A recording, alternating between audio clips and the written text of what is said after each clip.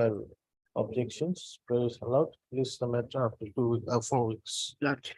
Also, Lordship, kindly consider after 2 weeks, Lordship. 2 weeks, I'll file my objection and then. Let the LCRs come. Hmm. Till the LCRs come, we can't hear you. Lordship. Massive Lordship. Two,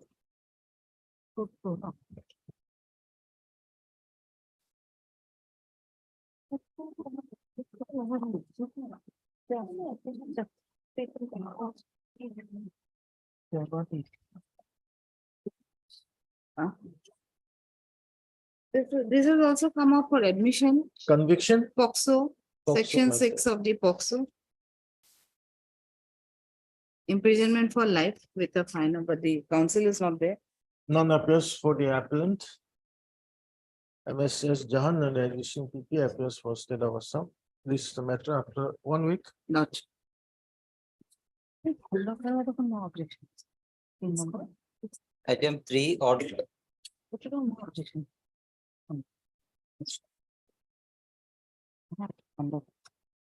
May I please your lordship? Lordship, my senior, due to some personal difficulties, my senior could not prepare the case. My lord, kindly pass over the matter for the day. Have you informed the other side? Now I've come to Now. know. You should have informed yesterday itself. The objection I There's- filed, it is There's not. already a notification to that effect. Why don't you take Apologies, this type my of lord. minor steps? On request made on behalf of Mr. Emily Mahmood, learned counsel for the applicant, list the matter after 2 weeks. Oblige your lordship. Sorry, Nitya. Okay. four, This is an appeal against acquittal by the state of Assam. It's under POXO matter. The leave application is before your lordship. It's coming up for the. Yes, it has come up for the first time. It has come up earlier. Acha.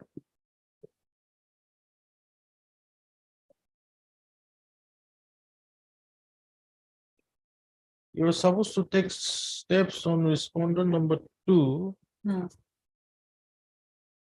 I've instructed the office person. I'm so sorry, I couldn't check the file. I thought it has come up for the first time. Mr. Post. Can you take first steps? Lordship, lordship. In fact, I instructed my office person to take steps. No, steps has been taken, My lordship. but okay. service is still awaited. We can await for some time if the lordship allows. No, unserved notice has been received. Acha, acha. I'll take it through the OC then. Okay. This is MS Morigaon. S. Jahan and additional PP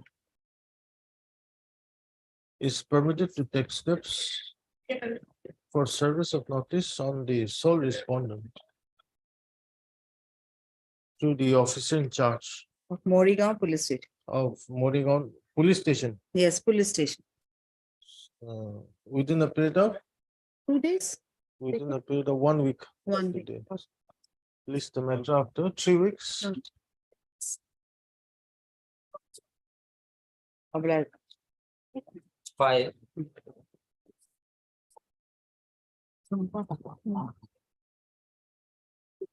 Lordship, Wait, we have please, filed our Lordship. objection against application for condemnation of delays. The IA number 116 before your lordship is a delay condemnation petition of 1,234 days in How many preparing. days? 1,234 days, lordship, Hmm, in preparing the appeal, lordship. hmm. The petitioner has approached this court, lordship, through legal service committee, lordship. And he was sentenced, the order of sentence was passed, lordship, on 17/7/2017, lordship. Hmm. I have stated the ground of delay, lordship, in para number 5 of my delay condemnation petition, lordship.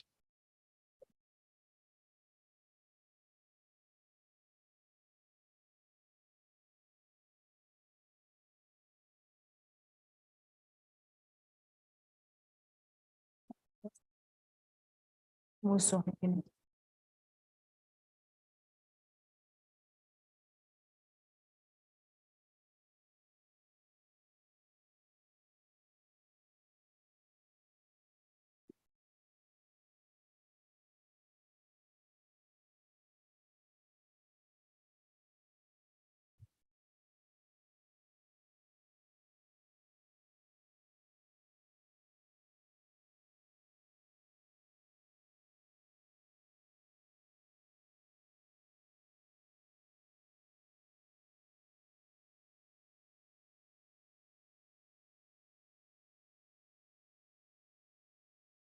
This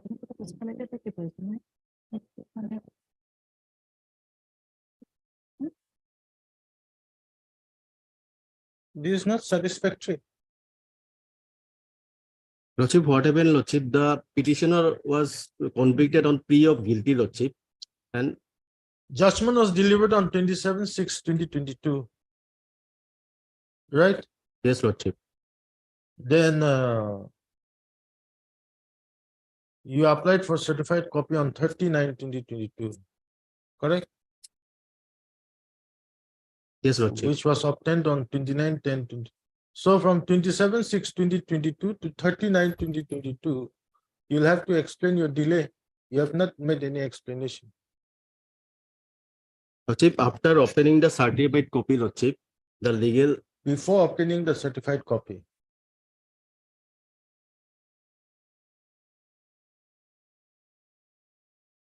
before obtaining the certified copy, Lordship. After the judgment was delivered and before you obtained your certified copy, what explanation have you given? Lordship, since the case was taken up by the Lordship, the district legal service committee, Lordship, and they applied the same That Lordship. is not an excuse. You'll have to give your day-to-day explanation on this. That information has not furnished to us, Lordship. Since we have received the requisition for filing appeal on. You file an 15th. additional affidavit explaining all this delay. What happened, Lordship, the district legal service committee, Lordship, furnished the papers, Lordship, without any just information. That is not written here. Nothing is, no Yes, no explanation is explanation. given. So how do we take that into consideration? There are some official, Lordship, formalities are there, Lordship. For that, some delay occurred, Lordship. Have you made that explanation in your affidavit?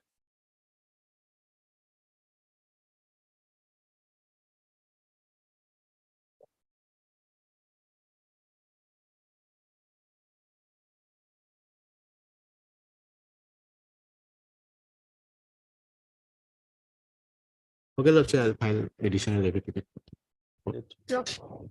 Your good name, please? B. Haldar, Lordship. Mr. B. B. Haldar. Haldar. Legal aid counsel for the applicant is permitted to file an additional affidavit explaining the day-to-day delay in filing the connected appeal. So, list the matter after how much time? 3 weeks, Lordship. After 3 weeks.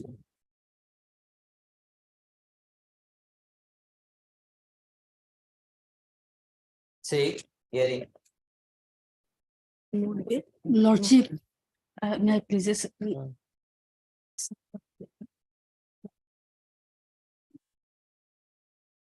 Lordship, yeah, was it that item number 2 for item number 2? Yes. Lordship, this is a criminal appeal. So notice may be called for. Which one? Item number? Item number 2, Lordship. You were not present. Yes, Lordship, Where were you? I was little late, Lordship. Also, final, sir. You know the court starts at 10:30. Yes, Lordship, I'm sorry, Lordship. What order did I process? Julia, Anyway, adjournment. okay.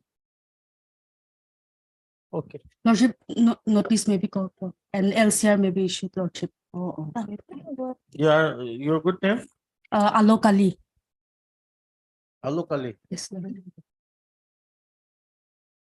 Okay, I think we've heard from MS Alok Ali, legal counsel for the appellant.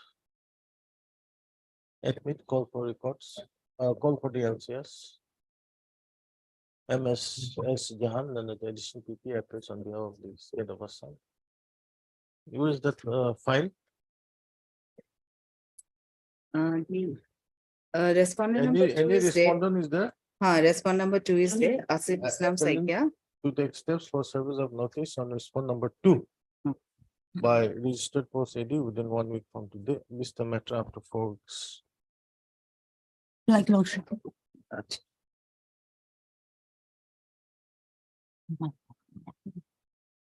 Six, hearing. May it please your lordship. Your lordship, this is an appeal from the judgment of the session judge Diffu, Hmm. where they have found the accused guilty of murder under 302. So I will try to place before your lordship that the prosecution has failed to establish the case beyond reasonable doubt, because the hypothesis put forward by the prosecution is not the only hypothesis, because the conviction has been only under section 106. So I try to show that the chain is not complete. There's a missing link, because the hypothesis put forward by the prosecution is not the only hypothesis. So the doubt exists in the hypothesis put forward by the prosecution. So the accused should get the benefit of acquittal. That I will try to place before. May I place the FIR first? Yes. FIR at page 1, your lordship, the date of occurrence and the place of occurrence are there. Page? Page 1.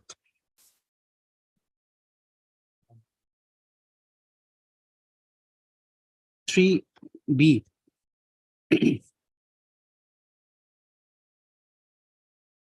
Hmm. Date of occurrence is 22 and information was received on the next day.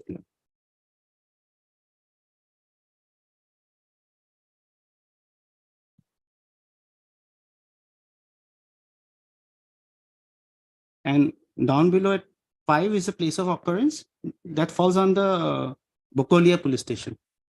It's in Karbi Anglong, Koilajam. And your lordship, the informant happens to be the father of the deceased. Page 4. Page 4. May I just read the FIR? Yes. This FIR was given on 23rd. This humble submission is that at about 8 p.m. the previous day, that is on 22/3/2009, my daughter who lived in Kuldang, Kolajan, was murdered by my son-in-law, Matkam Munda, by making an assault on her with a bamboo. At about 5 a.m. today, when Matkam Munda uncle Sri Jabga Munda called neighbor Sri Man Munda and narrated to him the whole incident after showing the dead body of my daughter Smith Munda. Then some person from the villages came and informed me. Going there, I saw the dead body of my daughter. So, your lordship, the informant is not an eyewitness. He has heard the story from some villagers. On getting the information, then he lost the info. Lordship, then ultimately after investigation, charge sheet was filed only on the basis of confessional statement and the 302. However, the trial court below didn't take into consideration the confessional statement because sufficient time was not given for reflection as per the direction of the Honorable Supreme Court. 24 hours has to be given, but he was given only 3 hours. So that confessional statement is not taken into account. However, went on to convict the accused under 106 circumstantial evidence. So I will try to destroy the circumstantial evidence. That would be my endeavor. So, your lordship, after charge sheet was filed, trial was started. The evidence of PW1 is at page 9. Who's PW1? PW1 happens to be the father who is the informant.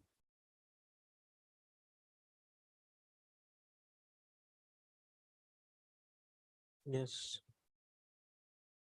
I know the accused person now on the dock. He is my son-in-law. He lives at Kuldrum. He married my daughter Smith Munda about 26 years ago. The occurrence took place in the 2009. I could not remember the date and month. He lives with his wife, mother, father. Sri Ramesh Munda, son of the accused, and my grandson came to my house. So his grandson came and informed him and told me that his father, Matkam Munda, so-and-so, killed his mother by a bamboo piece. Saying this, he immediately left the place. Again, at about 10 a.m., he came to my house and told me that the death of his mother was brought to the Thana. That should be the dead body. On getting information, I went to Thana. I saw the dead body of my daughter at Thana. While I reached at Thana, I saw about 20-25 years at the. Thereafter, filed an Ejahar at the Thana, written by one Bazaar person of the where I put my thumb impression. So exhibit 1 is the. During cross-examination, my grandson Ramesh Munda told me that his father killed his mother Smith Munda At the time of killing, he was not present in the house. I did not inquire about killing of his mother. So, Your Lordship, the informant is not the eyewitness. Neither his grandson, who had informed him, is an eyewitness. PW2 is at the next page, Your Lordship. Post PW2. PW2 is one. Manu Munda, he is a villager. Your Lordship, he is also actually not a direct eyewitness. He was working in the sugarcane field on coming to know about the incident, so he came. So Your Lordship, if Your Lordship want, I can read it in, but in the cross-examination, he said that he was not in the house. He was 1 kilometer away from the house. So should I read that? Yeah. I know the accused person on the dock. His name is Matka Munda so-and-so. He lives at Kulrung. He married Smith Munda, daughter of Ranjit so-and-so. The occurrence took place about 5-6 years ago. I could not remember the date and month. At present, Smith Munda is no more. Matka Munda killed. At the time of occurrence, I was at my sugarcane field. This is important. One Sri Jarka Munda, uncle of the accused, Matka Munda, called me to come to the house of the accused, saying that Matka Munda killed his wife by a piece of bamboo and showed the dead body of so-and-so in the house. Jarka Munda told me that Matka Munda went to the bazaar and while returning home, did not find his wife. He searched his wife and getting, he killed his wife by a piece of bamboo. I, along with Jarka Munda and Ramesh, went to Thana. Ranjit Munda also accompanied with us. So far, I know a written Azahar was written at the Thana by one man of bazaar where Ranjit Munda put his thumb impression. The dead body was brought from the Thana at about 8:30 p.m. Police inquired about the inquiry. During cross, Jarka Munda told me that Matka Munda killed his wife. His house is about 1 kilometer away from my house. So, Your Lordship, he is also not a direct eyewitness. He came to know from the uncle of the accused.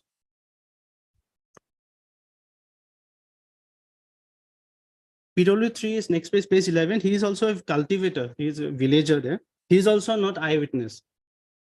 I do not know the informant. I know the accused person. The occurrence took place about 10 years ago. On the day of occurrence, on call given by villagers, I came to the house of the accused and found dead body of the deceased lying on the bed.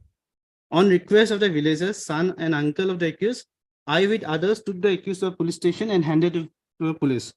I have not, during cross-examination, I have not seen the occurrence. From the villagers, I came to know the accused assaulted the deceased. So, Your Lordship, there are no eyewitness as such. Next witness is important, Your Lordship, PW4. He is the grandson of the informant, that is the son of the deceased and the accused. But he is also not an eyewitness. I know the informant, accused is my father. The occurrence took place at about 10 years ago. On the day of occurrence, I was at Howrah Ghat. My uncle over telephone informed me that my accused father had killed my deceased mother with a bamboo lathi. Coming back home, I found the dead body of the deceased mother lying on the bed with injuries on back and hand. Thereafter, police came there and sent the dead body of my deceased mother to hospital for postmortem. Police also seized one bamboo lathi and prepared a seizure list. I also found my father in the house who discloses to me that he assaulted her with a bamboo lathi and as a result she died. Your Lordship, this statement cannot be taken into consideration, last line, because apart from being extrajudicial confession, this statement was given when the accused was during police custody. Because the accused was brought to the place of occurrence by the police after the lodging of the FIR. And during that time, the son was also present at the place of occurrence. So if the accused has given any statement while being in custody of the police, I will show Your Lordship, this statement cannot be taken into consideration, apart from being extrajudicial. During cross, I have not seen the occurrence. From the villagers, I came to know the accused. So he is also not seen the son. And the bamboo lathi, Your Lordship, I will show that bamboo lathi was seized not as per section 27 of the Evidence Act. It is come in the evidence of the IO as well as in the seizure list prepared. it was just handed over by the son. So while handing over, if it is not as per section 27 of Evidence Act, where the accused leads to the fact of the discovery, then it has to be proved that it was a murder weapon. How? By examining the blood stain, or if the marks of the bamboo on the victim, or by fingerprints, because of a bamboo stick being in the place of a villager's house is very common, is not unnatural. So whether that bamboo stick was used to, or it was used as a weapon by the accused, has not been established by the prosecutor. It was just handed over by the son. The accused has not led to this discovery of the lathi. So that murder weapon has not been established as yet, which is very vital if it is under 106. In Lordship, then next is PW 5. He is a doctor. Who did the postmortem? Postmortem, yes. On 24/3/2009, I attached to Diffu Civil Hospital as senior medical and health officer. On that day, I conducted postmortem of one Smith Munda, escorted by UBC 400 Sobesh Bora and Ramesh Munda, in reference with Bokolia PS case number 35 of 2009 under section 302, and found the following.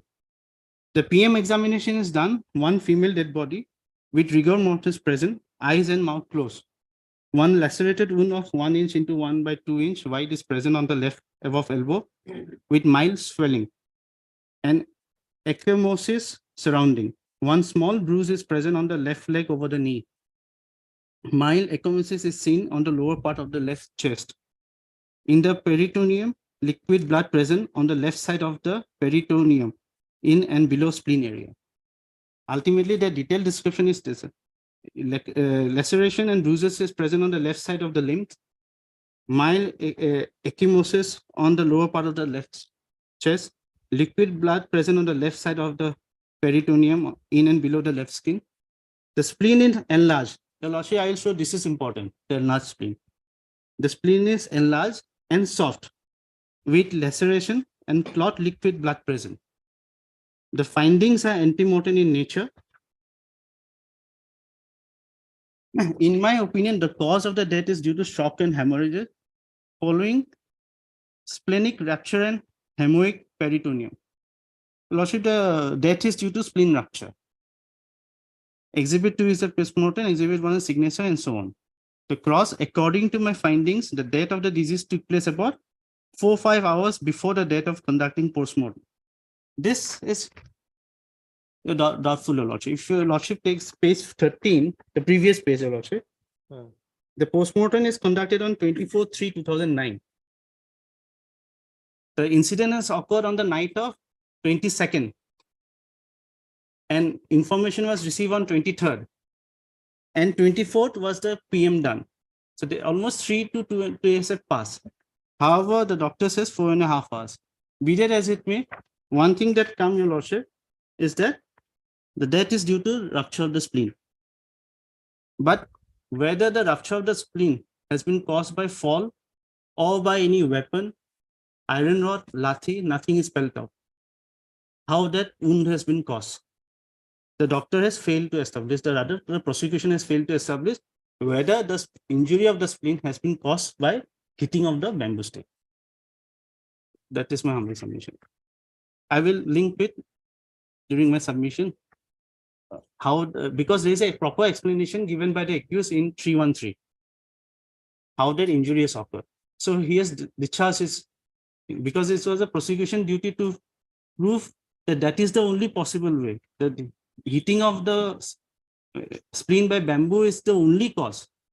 But there is a probable cause given, explanation given by the accused in his 313. And the doctor's opinion is silent whether the rupture of the spleen has been caused by fall or by hitting by a bamboo stick or by the weapon seized by the police.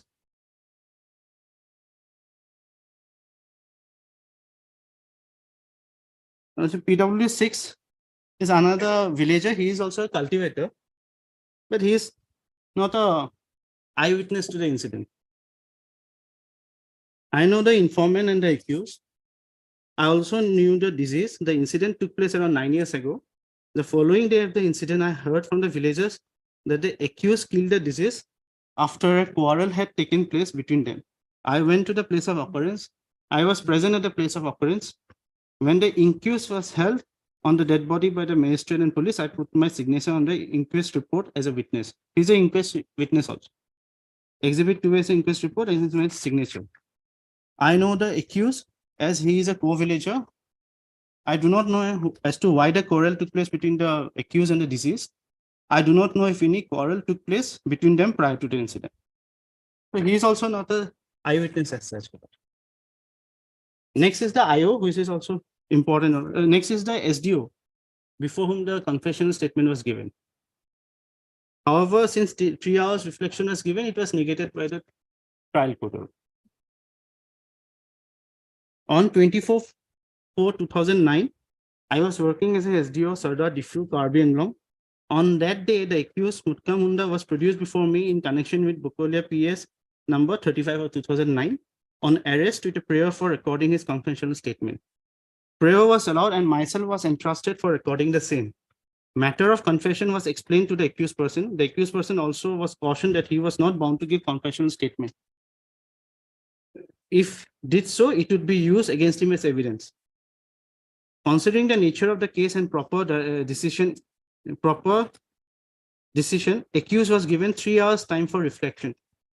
During the reflection time, he was kept in my chamber. Exhibit 3 is the order dated 24/4/9 and Exhibit 3(1) is my signature. On the same day, after expiry of 3 hours, at about 3:30 PM, the accused was produced before me. Again, I explained the matter to the confession to the accused person. The accused person was also cautioned that he was not bound to give confessional statement. If he did so, it would be used against him as evidence. In spite of the aforesaid caution, the accused person intended to give confessional statement voluntarily. Thereafter, on the same day, I proceeded for recording confessional statement of the accused person. Exhibit 4 is the confessional statement wherein the accused confessed before me that he hit his wife with a bamboo stick, as a result of which she died. Exhibit 4 is a confessional statement, so and so are my signatures. Exhibit 4 also contains certificate I gave wherein I stated the confession of the accused person was voluntarily made and the same was believed to be correct. The accused stated in his confessional statement that he, along with his deceased, used to make quarrel after taking liquor. Accused stated before me that he intended to give confessional statement voluntarily. However, your lordship has seen in the previous page that he was given 3 hours of reflection time. This is in total violation of the guideline led by the Supreme Court as recorded in the trial court judgment. That is why the trial court did not take into consideration the confessional statement because 24 hours has to be given. However, the trial court went for conviction under 106 for the evidence. Circumstantial evidence. Next is the IO's evidence, PW 8. There were only 8 witnesses, and this is the last. On 23/4/2009, I was serving as the OC at the Bukolia police station.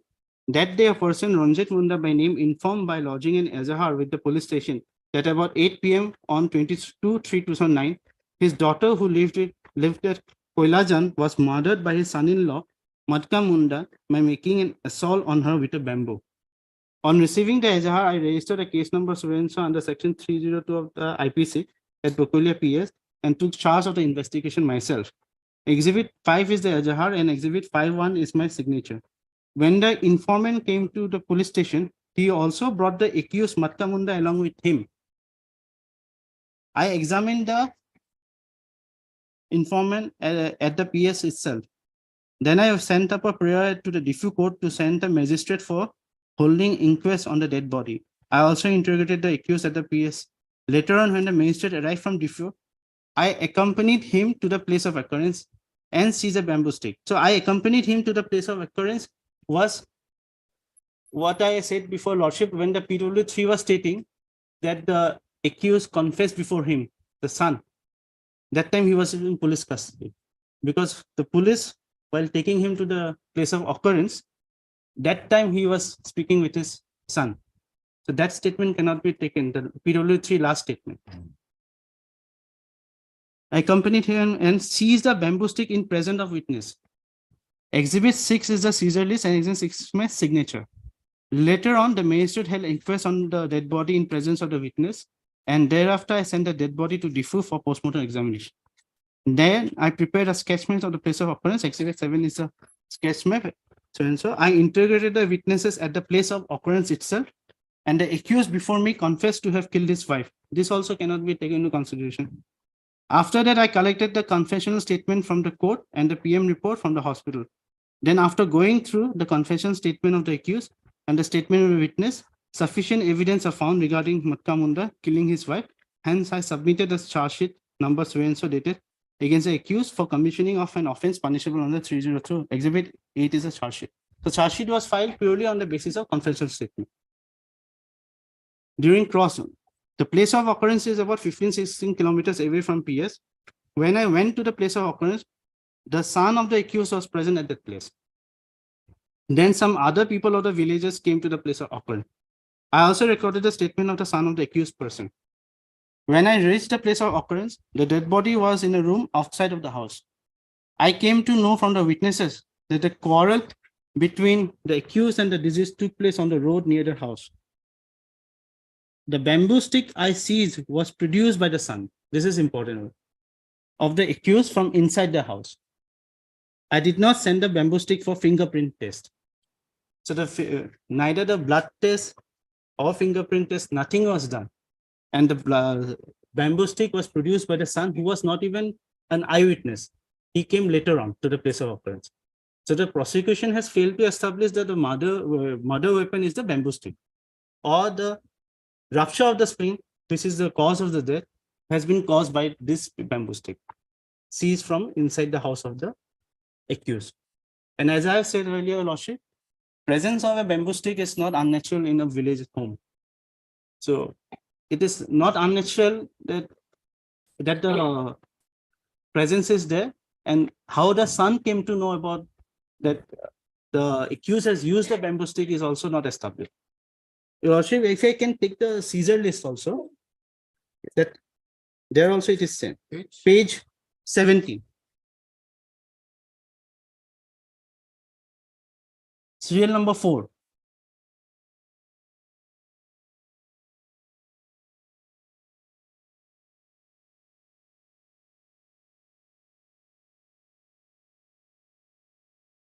From whom and where seized on being produced by Ramesh Munda, that is the son, PW3.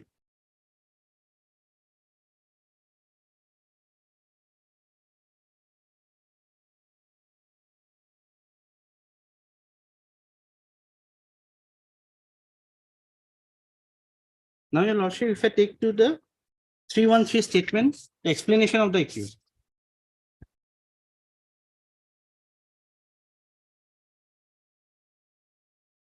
Page 22 and 23.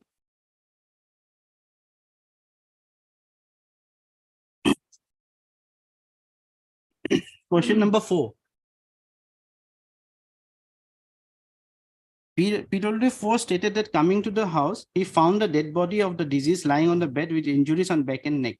The police seized one bamboo lathi and he found you in the house, who disclosed him that you assaulted the deceased with a bamboo lathi. As a result, she died. What is your saying? False. So he has denied that he has used the bamboo lathi to hit the deceased. Second, question number 9. The explanation, the cause of death. He stated also that on expiry of 3 hours, you were produced before him. And again, you were cautioned that you were not bound to give confessional statement. If did so, it would be used as a evidence against you. But in spite of aforesaid caution, you gave confessional statement marked as Exhibit 3. What is your saying? False. I did not give any confessional statement, but I put some thumb impression on some papers before the magistrate. At some time of occurrence, I was in my residence. At the time of occurrence, I was in the residence, and the deceased sustained injury by falling. So there is an explanation. The deceased sustained injuries by falling after taking excessive alcohol. Your Lordship, I am only on the part sustained injuries by falling. Now, whether the rupture of her spleen can be caused by fall. Lordship, I will show medical journal. spleen is actually the most strong portion of the body. The rupture of the spleen usually can be caused only if the person falls from a high-rise building or is hit by a running train or car. Requires that much of force. By a normal fall, usually the spleen doesn't rupture. That is it. However, if the spleen is enlarged and soft, even a single blow or a fall, both or fall, can cause rupture. And the prosecution has not established that this rupture has been caused by a blow or hit because they have failed to produce a murder weapon. Now, there are two probabilities. Because in the medical opinion, if I can take your lordship, it is a enlarged spleen, which I have pointed to your lordship. So if it is an enlarged and soft spleen, it can be either by fall or also by blow, because it has become soft. Now thing is, there are two hypotheses possible. The accused has given one probable explanation by fall, and that has not been negated by the prosecution. The story put forward, but the hypothesis put forward by the prosecution is by hitting of a lathi, and the lathi has been not been seized or failed to produce or failed to establish that lathi has caused that. And none of the witnesses has stated that they have seen or that lathi has caused the injury. Your lordship, in that regard, I'll produce one.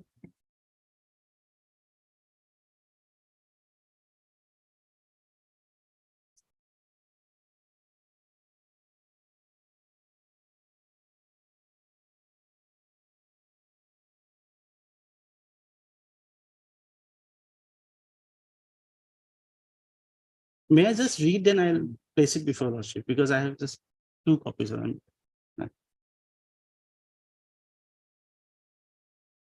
On account of the situation, rupture of a normal spleen is very rare unless caused by considerable crushing or grinding force, as I have stated, such as passing of a carriage or motor car over the body or by crushed by in a railway accident. So it needs really great force. However, an enlarged spleen becomes softened and brittle. Hence, it is liable to rupture from a fall or from violence of a very slight degree, like a blow or hit by a stick. In such cases, the abdominal wall may not show any external mark of injury. So it may cause by a fall also. And that is the explanation, your lordship.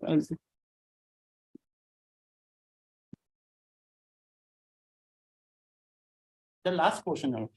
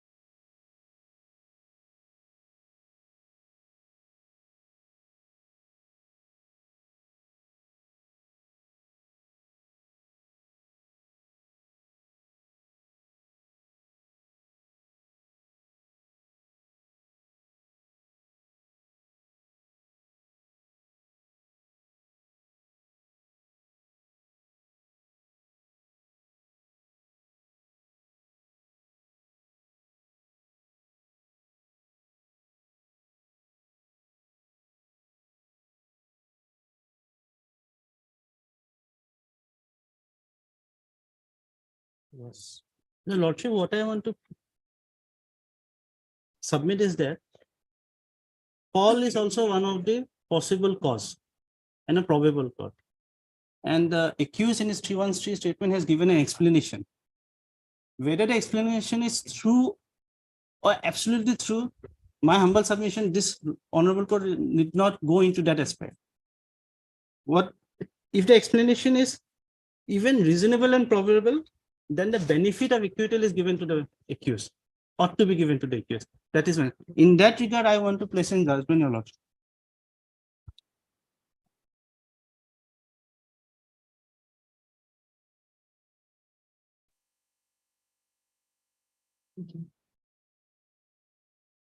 Because the conviction is under 106.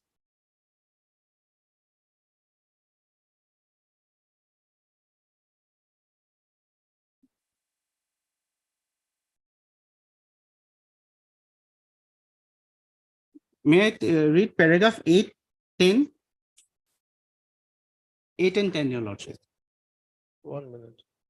This is Orissa High Court, Lordship, but the division bench of the Orissa High Court. Para? Para 8 and 10.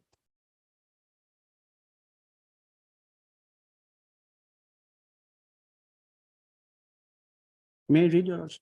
Yes. The onus of proving the guilt of the accused still rests on the prosecution as in all other criminal charges. Section 106 of the Evidence Act does not affect the prosecution initial onus of proving the guilt of the accused. The onus rests on the prosecution and is not shifted on the accused by reason of Section 106. The law does not throw the burden on the accused. It is not the law that the burden is cast upon the accused person of proving that no crime has been committed. Paragraph 10, Your Lordship. Thus, Section 106 of the Evidence Act is not intended to relieve the prosecution of its initial burden of proof, which is fundamental in criminal jurisprudence. Section 106 is designed to meet certain exceptional cases in which it would be impossible, at any rate, disproportionately difficult for the prosecution to establish facts which are specially within the knowledge of the accused and which he could prove without difficulty or inconvenience. If knowledge of certain facts is as much available to the prosecution on exercise of due diligence as the accused, the facts cannot be said to be specially within the knowledge of the accused. Section 106 would not absolve the prosecution from the duty of proving that a crime was committed, even though it is established that the accused has special knowledge on that point. This is important, Your Lordship. If any explanation that the accused chooses to give is not proof beyond doubt, he cannot claim to be innocent. But even so, if his explanation shows any reasonable doubt on the prosecution story, he would be entitled to an acquittal. This is important, Your Lordship. I am reading again. If his explanation shows any reasonable doubt on the prosecution story, he would be entitled to an acquittal, not because he proves the fact and the circumstances referred to, but because the prosecution has failed to establish his guilt beyond reasonable doubt. That is to say, if the court thinks that the explanation given may reasonably be true, although the court is not convinced that it is true, the accused is entitled to be acquitted, in as much as the prosecution would then have failed to discharge the burden imposed on it by the law of satisfying the jury beyond reasonable doubt of the guilt of the accused. Where is that? So next, Your Lordship, the next page. Accused is entitled to be acquitted inasmuch as the prosecution would then have failed to discharge the burden imposed on it by the law of satisfying the jury beyond reasonable doubt of the guilt of the accused. The onus of proof is not changed in this case. So, Your Lordship, what I am trying to say is that the prosecution has failed to establish the murder weapon. No doubt the incident has happened within the four corners of the room. And the medical opinion has opined that it is due to rupture of a spleen. And in that very medical opinion, it is also noted that the spleen is soft and enlarged. And the accused has given explanation in his 313 statement that it is she has suffered the injury by falling. Now, thing is that is a probable explanation and a possible explanation. And the accused has to, so the hypothesis put forward by the prosecution is not complete. The chain is not complete because there is a missing link now. Because the story or the explanation of the accused is a probable one. So the prosecution hypothesis is not the only hypothesis. So even if that, so if an alternate hypothesis is possible, then the accused should get the benefit of acquittal. That is my humble submission. And in that regard, I'm taking help of this ratio laid down by the Orissa High Court. And another judgment I want to rely on the Supreme Court, which says if two views are possible, then the views beneficial to the accused should be taken out.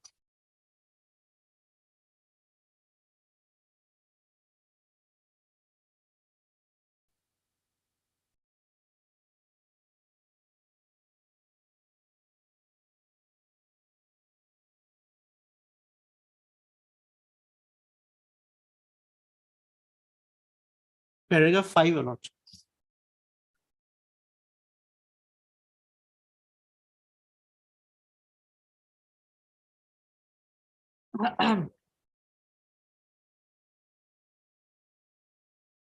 Paragraph 5, second line, in an appeal against conviction, the appellate court has a duty to itself appreciate the evidence on record. And if two views are possible on appraisal of evidence, the benefit of reasonable doubt has to be given to an accused. So now a fair doubt exists on the prosecution hypothesis. So the benefit of acquittal should be given to the accused because he has given proper and possible explanation supported by reason, that is by medical observation of the officer. The explanation is not, it is based on reason and evidence, Your Lordship. The explanation given by the accused. So the prosecution has not been able to establish the complete chain. There is a breakage in the, there is a missing link. So hence the conviction of the accused under 302 only on the basis of section 106, I think is bad in law and should be set aside. And Your Lordship, if you want to, just I'll highlight the finding of the trial court. Page 36.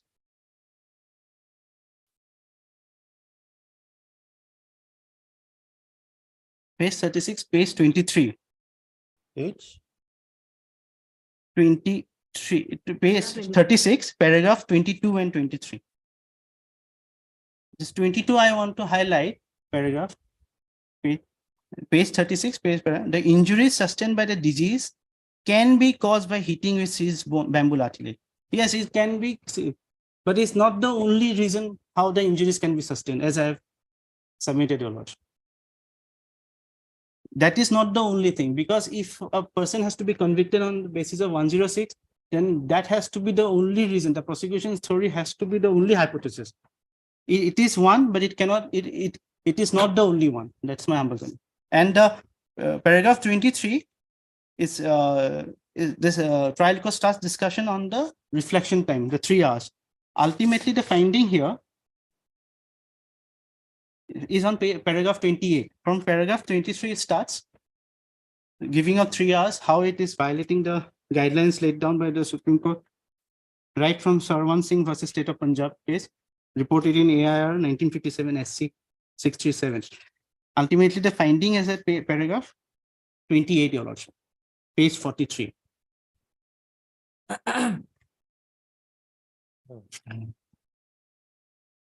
I'm just reading paragraph 28.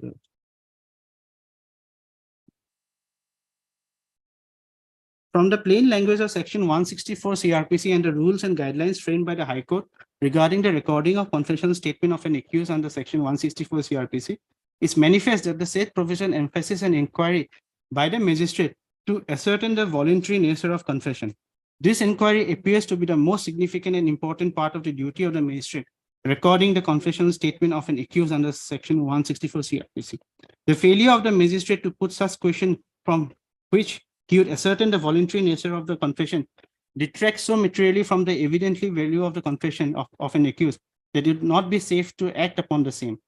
In the instant case, there is no evidence on record showing that the magistrate who recorded the confessional statement made an inquiry to find out that the accused took decision to make decision with cool mind and voluntary. It is evident that the accused was produced before the magistrate who recorded the confessional statement directly from the police custody, wherein he was about 14 hours. The accused spent 2 nights after occurrence without proper sleeping. For taking any responsible decision, a person needs sound sleeping. The ratio of the case of Sarwan Singh versus State of Punjab is that at least 24 hours should be given to the accused for reflection, taking the decision made above into consideration. I am of the opinion that 3 hours given to the accused for reflection was not adequate and sufficient to take such decision with cool brain. Now has become crystal clear that the confessional statement of the accused marked as Exhibit 4 was recorded in compliance with requirement laid down in section 164. Was recorded in not in compliance because ultimately the trial court did not take into consideration the confessional statement.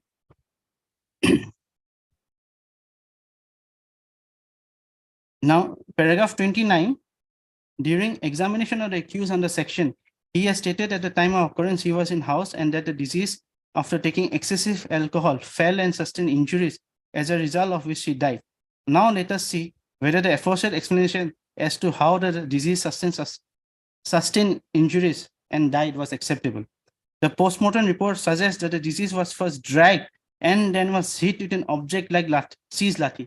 This is not from record, my humble submission. This is not, nowhere the opinion says that the disease was dragged and hit with an object like in lathi. This is the own conclusion of the learned trial judge. Because the medical report does not say the disease was dragged or hit with an object like seized lathi.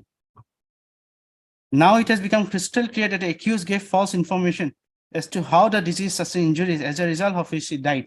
In my considered opinion, section 106 of the Evidence Act covers the fact. So the conclusion of the learned trial court on the basis which the conviction was given on 106, in my humble opinion, is fallacious and not from record. Because record does not say that the disease was hit with a lathi. Or even the prosecution has failed to establish the lathi was the murder weapon. My humble submission. So I would pray that the accused should be acquitted, as he has given a proper explanation and the prosecution has failed to establish the case beyond reasonable doubt and also complete the chain. And so the accused should not be convicted under 106. On the basis of 106, under 302. That is my humble submission.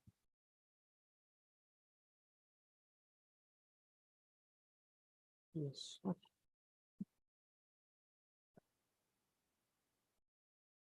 What I have gathered from this lordship, his submission, my lord, that the medical report, it was due to fall, as has been stated by the accused person in Kiwanja's statement, that it was due to fall. It was not due to the attack made by the accused person. Also, your lordship, although I have seen the case diary, lordship, that part, the weapon has been recovered at the instance of the son of the lordship accused person. Lordship, the presence of the accused person is well established, my lord, that the accused person is present. Lordship, his conduct, your lordship will kindly note, he did not do anything.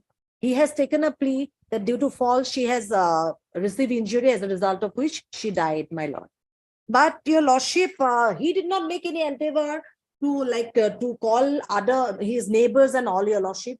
It was the son of the accused person who has informed the other people of the locality, your lordship. Regarding his contention that the injury was received by him by the victim due to fall, your lordship, whether it was put to the doctor, your lordship will kindly have a look at the evidence of PW5.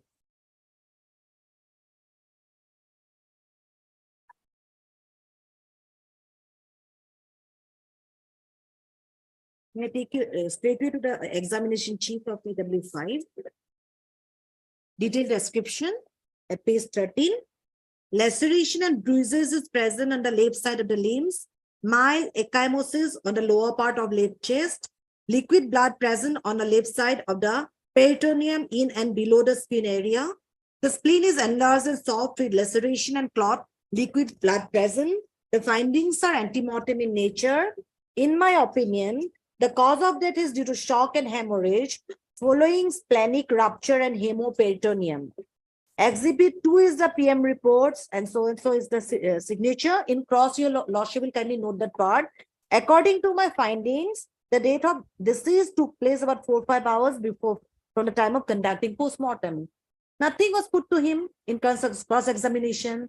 That suggestion was not given to him that it was due to fall and due to enlarged spleen ruptures taken place. So the injury, the opinion of the doctor remains conclusive, my lord. Nothing was put to him, your lordship. And your lordship, in the appellate stage also, although the learned court below has not been taken into account, the 164 statement, in lordship in the appellate stage also, your lordship may appreciate and reappreciate the evidences on record And your lordship, the affirmed conviction, your lordship, and upheld conviction, although the learned trial court has not taken the statement, confessional statement made by the accused person in 164, your lordship. He has taken a different version and upheld a judgment. At the appellate stage also, your lordship may take into account the 164 statement made by the accused person, which is conclusive. In 313 statement, your lordship may kindly have a look. He has admitted, my lord. The answer put to question number 8, your lordship, in his 313 statement. Question number 7 also at page 23. PW7 stated that on 24/4/2009, we have produced before him connection with so-and-so on errors with a prayer for recording of the business statement. The prayer was allowed and that he was entrusted for recording the statement. What is your saying? He replies true. Then question number 8. He further stated that the matter of confession was explained to you, that you were cautioned that you were not bound to give confessional statement. If did so, it would be used as against you as evidence, that thereafter you were given 3 hours for reflection and that you were kept in your chamber. What is your saying? True. Lordship, then to answer to question number 9, he stated also that an expiry of 3 hours you were produced before him, and again you were cautioned that you were not bound to give confessional statement. If did so, it would be used as a evidence against you, but in spite of aforesaid caution, you give confessional statement marked with so-and-so. What is your saying? False. I did not give any confessional statement, but I put some palm impression on some papers before the magistrate at the time of occurrence. I was in my residence and the deceased sustained injuries. So he admits he was in his residence, my lord, by following after taking excessive alcohol, as a result of which she died. My lord, this confessional statement, lordship, if you want a statement, was recorded in 2019, my lord. Whereas the confessional statement was recorded way back in 2009, my lord. So retraction at the later stage, my lord, it will not be What is admissible. that 164 statement? Yes, your lordship, 164 statement at page 68.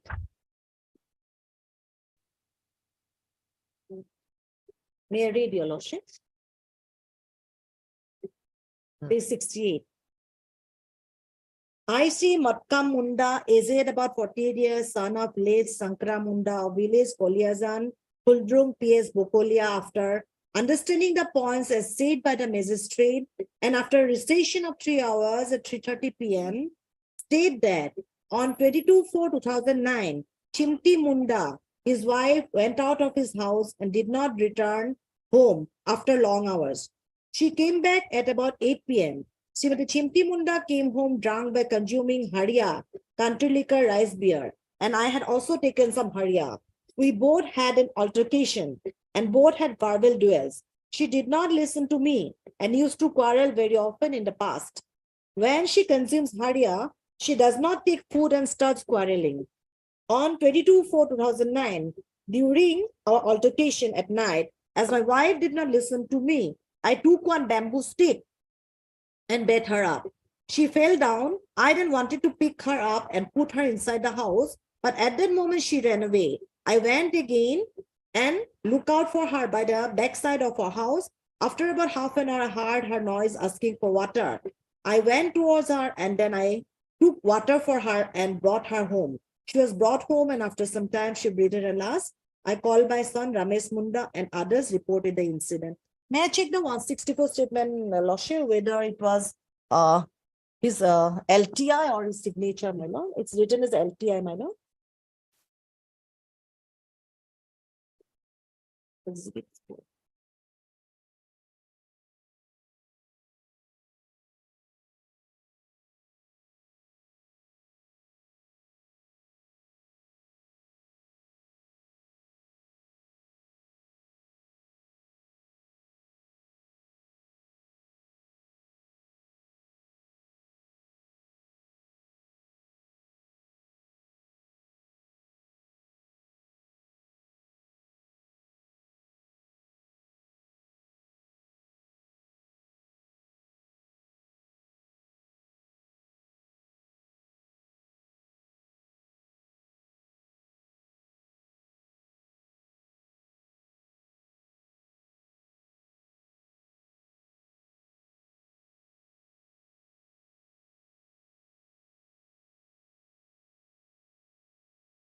Yes, he put his thumb impression.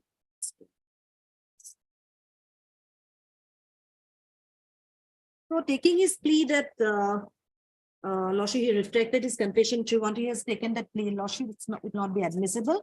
And Honorable Supreme Court has said, Your Lordship, various judgment that there is no specific time limit that it should be given for time for reflection, Your Lordship. There's nothing in favor of in both the ways it's there, Your Lordship. So I take that plea, I'll make the submission that the 3 hours is enough to reflect, Your Lordship.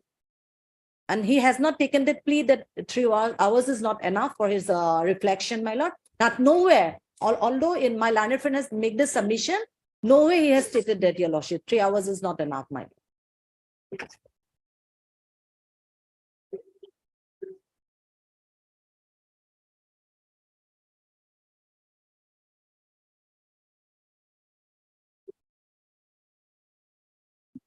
So, Your Lordship, my respectful submission is that prosecution could prove beyond reasonable doubt, Your Lordship, the guilt against the accused person. And Lordship will, after going to the records, Your Lordship will affirm the judgment of the learned trial.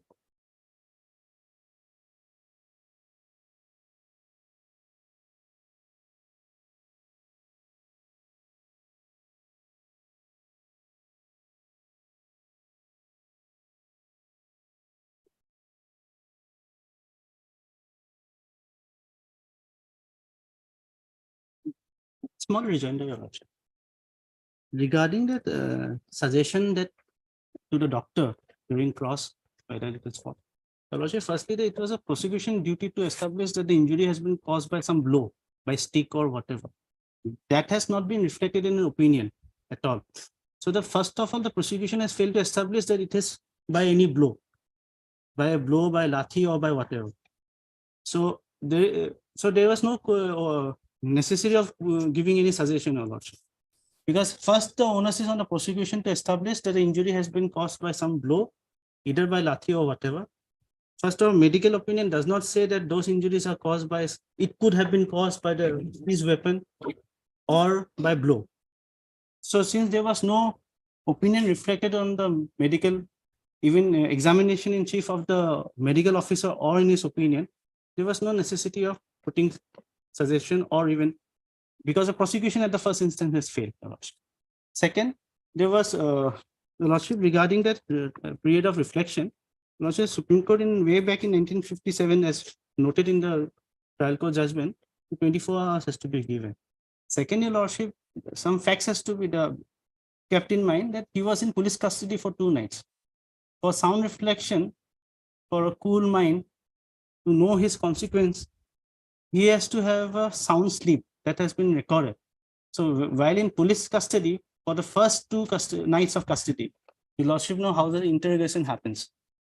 So whether 3 hours was enough or not, Your Lordship. So, Your Lordship, since You were saying that 3 hours is sufficient. Lordship, there is no specific like Do you have any? today Lordship skip. Do you have any judgment? Yes. Lordship, I'll if your Lordship keeps it at Sparta, I'll produce it tomorrow or day after. Yeah. Do you have? Answer. 1970. 1973 is.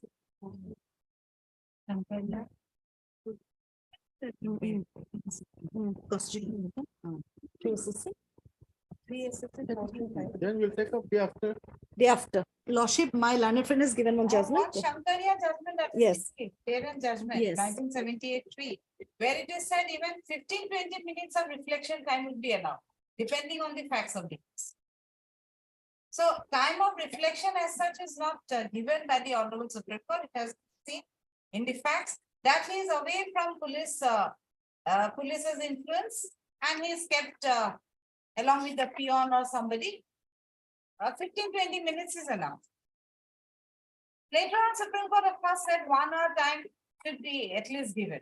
3 That hours is what- distance. 3 hours, so that is enough. That I'll other one bring- was, yeah, that Yes. 1 hour one, let us. Yes, my lord. Chapter 78. Mr. R. Sharma. Ash, General counsel for the applicant, for the appellant. Also heard Ms. B. Boyan in addition. 13 part. Please for per day hearing again on. We'll have it on Friday, Lordship, 28.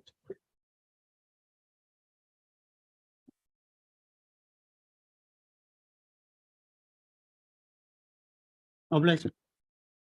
Oh, R. Sharma, then I request you. List from there. Even.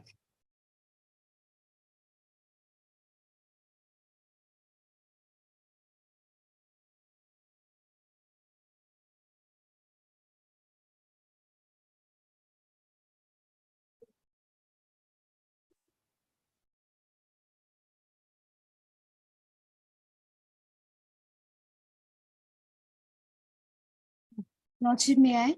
Yes.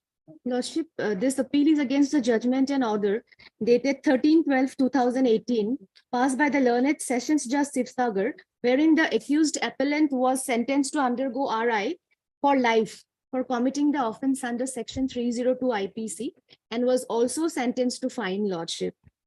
The date of the incident, Lordship, is 21/10/2015.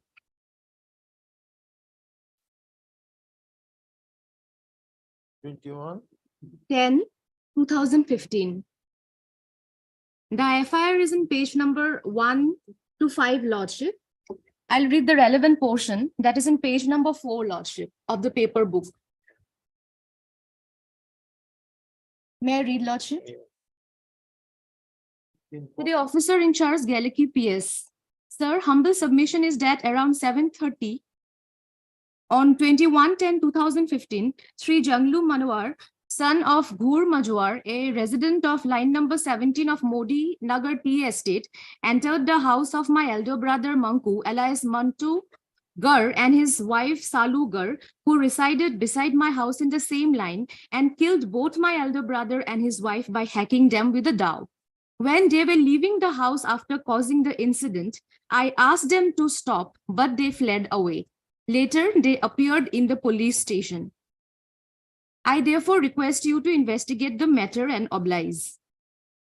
Lordship is Brother is the informant. Lordship. Brother is the informant. Lordship, he is the informant, but Lordship, here it is mentioned while they were leaving the house. It is only one accused, supposed to be only one accused, but they have but he mentioned while they were leaving the house. There is some discrepancy here, Lordship.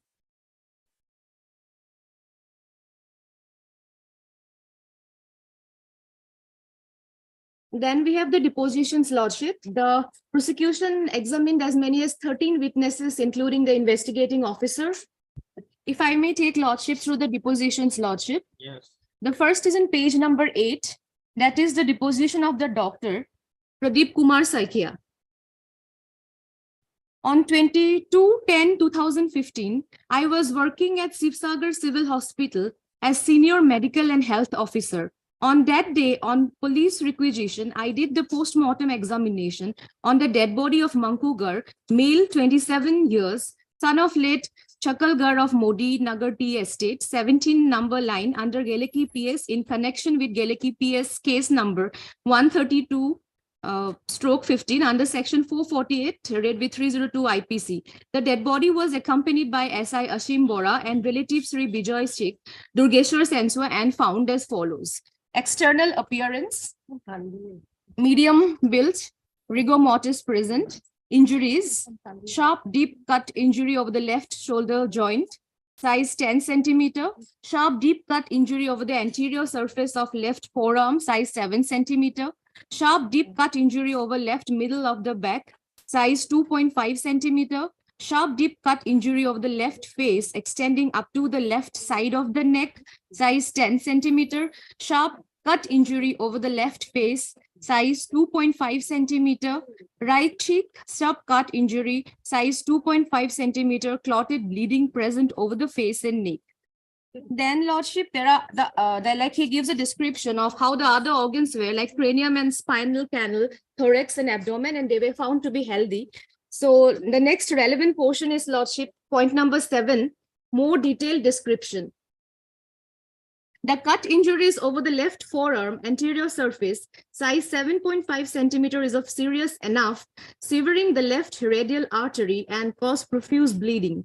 Another sharp cut injury over the left face extending up to the left side of the neck is also of serious enough, severing the major vessels of neck and caused profuse bleeding.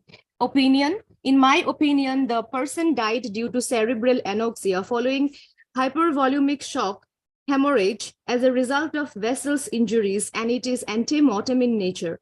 Exhibit 1 is the post-mortem examination report, and Exhibit 1.1 is my signature. Exhibit 1.2 is the counter signature of Dr. Ripun Borpujari, the then Joint Director Health Services Sibsagar, which is known to me.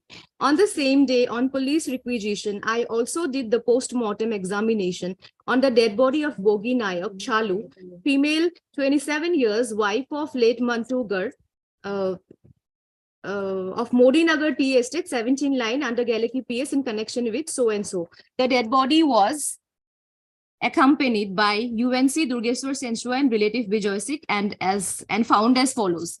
External injuries, medium built, rigor mortis present. Injuries, sharp cut injury over the left lateral chest wall, size 15 centimeter, sharp cut injury over the dorsal aspect of left hand up to bone, size 10 centimeter, sharp cut injury over left shoulder, 5 centimeter, and over right shoulder, approximately 7.5 centimeter, right mid part of back up to bone sharp, size 10 centimeter, clotted blood present. Then again, he describes the other organs which were healthy. Then Lordship, point number 7, more detailed description. As all cut injuries are sharp and deep, there were profuse bleeding from all the sides and enough to cause hypovolumic hemorrhagic shock. Opinion. In my opinion, the woman died due to cerebral anoxia following hypovolumic hemorrhagic shock as a result of multiple cut injuries, and it is ante-mortem in nature. Exhibit 2 is the post-mortem examination report, and Exhibit 2.1 is my signature. Exhibit 2.2 is the counter signature of Dr. Ripun Borpujari, the then Joint Director Health Services Sibsagar, which is known to me. The injuries as found on the dead bodies must be caused by sharp cutting object like dowel, knife, etc. The injuries found on both the dead bodies are sufficient to cause instant death of normal person. Then in the cross by defense lordship, the doctor says, I have not mentioned the age of the injuries and approximate time of the death from the time of post-mortem. Lordships may kindly mark this. I have not mentioned the age of the injuries and approximate time of death from the time of post-mortem. I cannot say regarding involvement of more than one person, only looking number of cut injuries on the dead bodies. The injuries are found might be caused by one or multiple sharp cutting object. So Lordship, he gives a description of how the two deceased victims died. And as per him, the injuries found on the dead bodies were caused by sharp cutting weapons. But in his cross, he mentioned that he has not mentioned regarding the age of the injuries and also the time of death from the time of the post-mortem lordship. Then we have the deposition of PW2, who is the informant. At page number 12, lordship. His name is Sri Bijoy Chik. Accused Janglu Majwar is known to me being co-villager. Manku @Mantu Gar was my cousin, and Chalu Gar was the wife of Mantu Gar.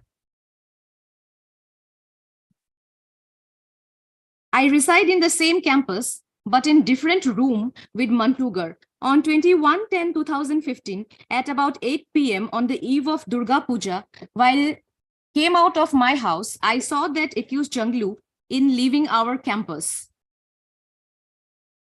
I could recognize him in the light of the nearby Krishna temple situated opposite to my house. Door of Mantu Gar was found open. On looking through the open door, I noticed that Mantu Gar and Chalu Gar were lying in a pool of blood. I made hue and cry. My mother and other family members came there. On my hue and cry, neighboring people also arrived there. VDP secretary was informed. Someone from the village informed police. Bagan ambulance was also called. Thereafter, Mantugar and Chalugar were brought to Galaki Hospital. I came to know that both of them died. Dead body was brought to police station. On this incident, on the same night, I lodged FIR at Galaki PS. Exhibit 3 is the FIR. Exhibit 3.1 is my signature. During investigation, police seized one DAO. Exhibit 4 is the seizure list and Exhibit 4.1 is my signature. Subsequently, I have heard that Junglu has surrendered at police station. In the cross-by defense, he says that I cannot say for what reason the incident of killing happened. The Lordship may mark this. It goes on to show that there is no motive. I cannot say for what reason the incident of killing happened. I have seen them lying from the doorstep. I have seen the accused while he was going out through the road connecting our house. Though I called the accused, he did not respond. I cannot say who wrote the FIR, but it was written at police station. I just put my signature in the FIR. I cannot say about the contents of the FIR. Police recovered from the jungle on the riverside. It should be the DAO, Lordship, which is missing. Police recovered the from jungle on the riverside. I cannot say how and when the accused surrendered at police station. So, Lordship, he is the informant, but strangely, he doesn't know what are the contents of the FIR and he simply put his signature on that. And he was also not the eyewitness of the incident. Then we have the deposition of PW3, Lordship. We have just check up that PW2 statement. Yes, 161 minor. No, No, in the the deposition evidence. With regard to that, last of sentence to the police received from jungle on the riverside.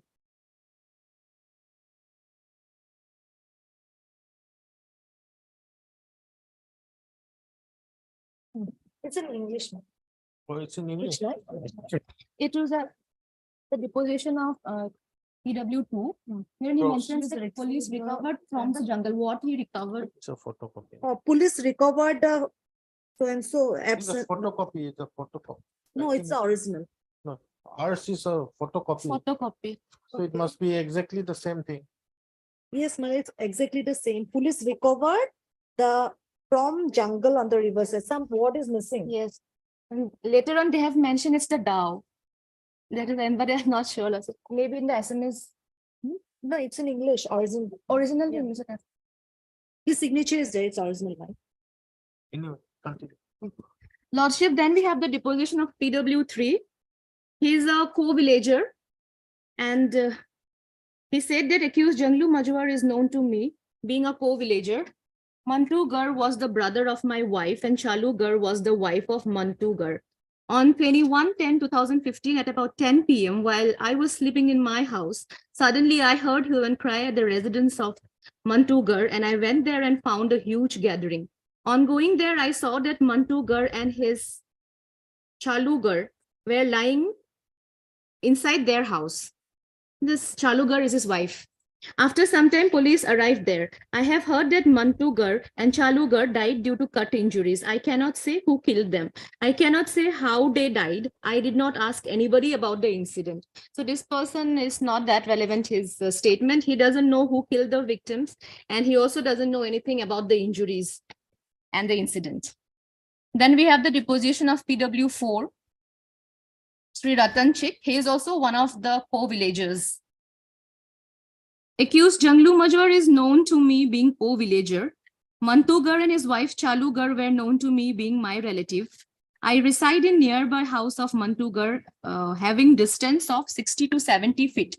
On 21/10/2015 at about 7 p.m., while I was at my residence, my brother-in-law Mohan Gar has informed me that accused Junglu Majwar was killed, Mantugar and his wife Chalugar, by cutting them. On knowing this, I came to their residence and saw a huge gathering there. Someone from the gathering has also told me that the accused killed Mantu and his wife. VDP secretary has informed the matter to police. After some time, Police arrived there. Police conducted inquest over the dead body. Exhibit 5 is the inquest report. Exhibit 5.1 is my signature. Dead bodies were brought to the police station. Accused Junglu has surrendered at police station. During investigation, police also seized one dhow as shown and led by accused Junglu Majwar from the garbage at Bargach Tiniali. Lordships may mark this line. One dhow as shown and led by accused Junglu Majwar from garbage Tiniali. Exhibit 4 is the seizure list. Exhibit 4.2 is my signature. Junglu has shown the place from where dhow was kept hidden by him. Accused brought police to that place. I and Bizoychik accompanied police to the place of recovery of dhow. Cross by defense. It is not a fact that while giving statement to the police, I have not stated that my brother-in-law, Mohan Gar, had informed me that accused Junglu has killed Mantu Gar and his wife Chalu Gar by cutting them. That accused Junglu was shown the place where dhow was kept hidden by him. It is not a fact that I have not accompanied police and no dhow was recovered by police in my presence. I put my signature in this seizure list at police station. I cannot say about the contents of the seizure list. Lordships may again mark these last two lines. I put my signature in the seizure list at police station. I cannot say about the contents of the seizure list. Later on, Lordship, at the time of argument, I will show the contradictions. Lordship may kindly mark this. Lordship, then we have the deposition of PW5. He was also a co-villager. Accused Junglu Majwar is known to me being co-villager. Mantu Gar is my elder brother and Chalu Gar was his wife. On 21/10/2015 at about 7:30 p.m., while I was at my residence, VDP Secretary Tileshwar Nayak sent my brother Pradeep Gar to my house, who informed me that accused Junglu has killed Mantu Gar and his wife Chalu Gar by cutting them. On knowing this, I came to their residence and saw the dead body of my brother and sister-in-law were lying inside the house. Before my arrival, police arrived there. Dead bodies were brought to the police station. During search of accused, police informed me that accused Junglu has surrendered at Geki police station. Cross by defense. I have not seen the incident of assault on my brother and his wife. It is not a fact that while giving statement to police, I have not stated that VDP Secretary Tileshwar Naik sent my brother Pradeep Gar to my house, who informed me that accused Junglu Majwar has killed Mantu Gar and his wife Chalu Gar by cutting them. On my arrival, I saw a huge gathering. The gathering did not allow me to see the dead body. It is not a fact that I have falsely deposed regarding hearing that accused Junglu killed my brother and his wife. So again, Lordship, it is a hearsay evidence. He was not the eyewitness.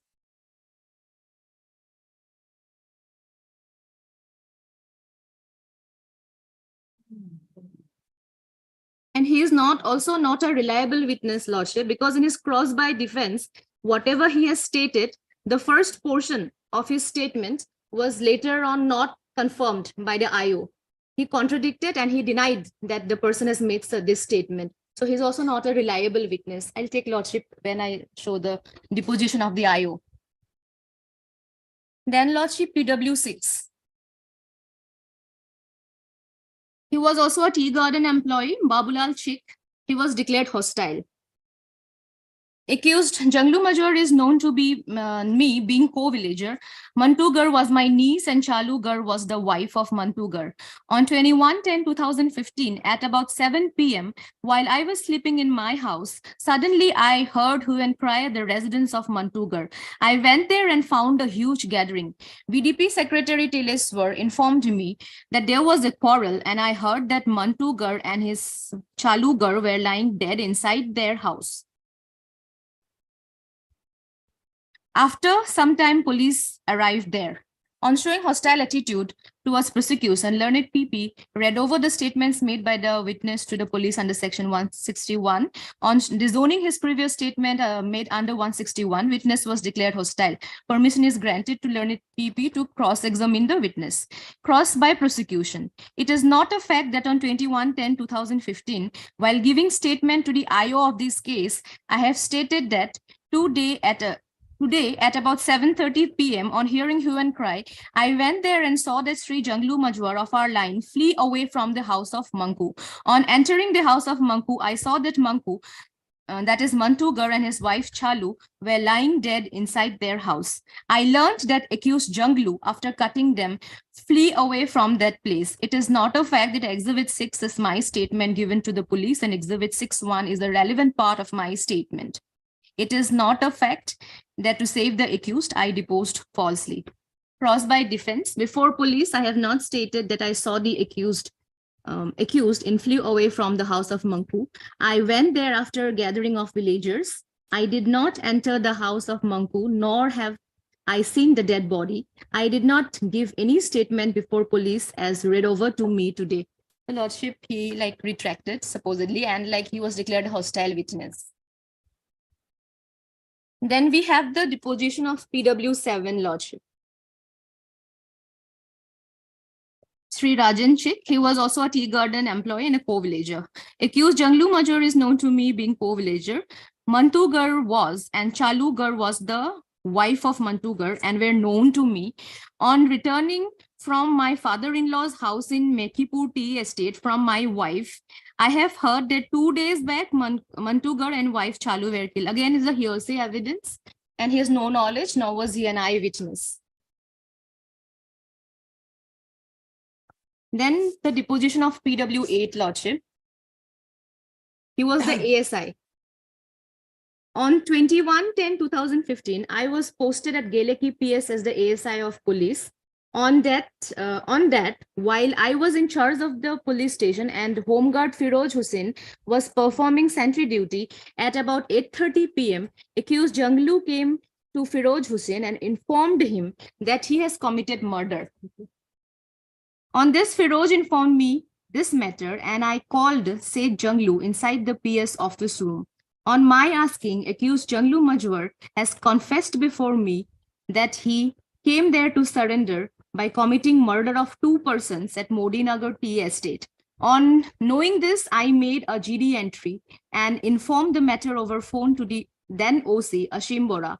Accused was kept sitting at the PS under the custody of Sentry Firoz Hussain. On my further asking about the weapon, he stated that he used one dao in cutting the said 2 persons and kept the dao inside the roadside jungle near Tiniali on the Bagan Road.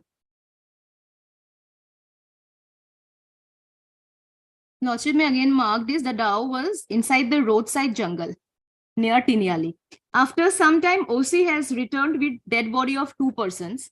After return of the OC, again accused Junglu was interrogated, on which he stated that he can show the dao where he kept the same hidden.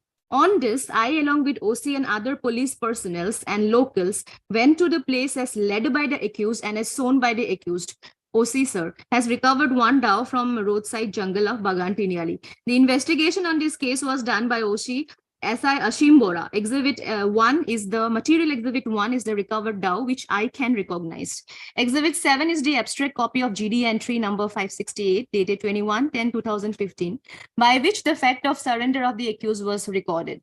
Exhibit 7 is the signature of the then OC Ashim Bora. In the GD entry, it is mentioned that it was made at 9:15 p.m. of 21/10/2015. It also contains that accused Junglu Majwar of Modinagar Tea Estate line number 17 came to PS and disclosed that he came there by killing his neighbors Mantugar and his wife Chalugar.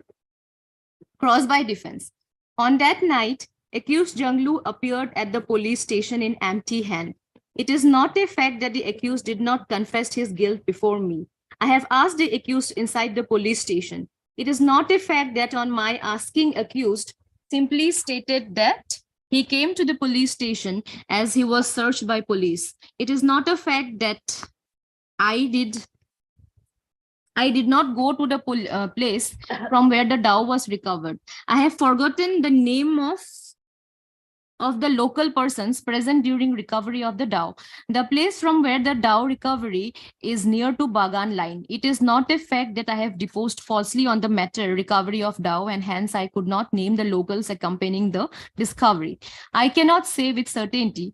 I can say with certainty that Exhibit 1 is the recovered dao as shown by the accused. It is not a fact that we collected the dao from some other place. It is not a fact that while giving statement to the IO, I have not stated regarding accompanying the OC while going to recover the DAO. So Lordship, this is the statement of the ASI, and he recorded the confession of the accused persons. But it is anyways hit by section 25 and 26 of the Evidence Act, being a confession made before the police. And as to that portion leading to the discovery, I will show in my argument why that portion is not acceptable, Lordship, when we come to the arguments. Then we have the deposition of PW9. My name is Firoj Hussain. Then he was the home guard. Accused Janglu Major is known to me from this case. On 21/10/2015, I was performing sentry duty at Galliki PS from 8 p.m. to 12 midnight. On that night at about 9 p.m., accused Janglu came to me and informed that he came there after committing murder. On this, I informed the matter to OC over phone, who was outside the PS. By that time, ASI Tilak Handik was in charge of the police station. I also informed him. Accused had taken inside the police station room, and his body was searched. After about 20 minutes, OC arrived there and interrogated the accused. He also mentioned about the confession statement of the accused person. Then, Lordship, the deposition of PW10. He is again a co-villager. Accused Janglu is known to me being resident of the same line. Manku Gar and his wife Chalu Gar were known to me being resident of same line. On the day of the incident at 11 p.m., when I returned home on hearing hue and cry in our line, I went ahead and heard that Manku Gar and his wife Chalu Gar were murdered. On the next day at about 8 a.m., I went to Galliki PS, and in my presence, the police conducted inquest over the dead body of Mantu. Exhibit 8 is the inquest report, and Exhibit 8.1 is my signature. So he merely mentions about the inquest report, and he also was not the eyewitness. Then we have the deposition of PW11, who was again another co-villager. Accused Janglu Major is known to me being resident of the same line. Mantu Gar and his wife Chalu Gar were known to me being resident of the same line. On the day of the incident at about 7:30 p.m., when was at my home, on hearing hue and cry in our line, I went to the house of Mantu and saw that Mantu Gar and his wife Chalu Gar were murdered.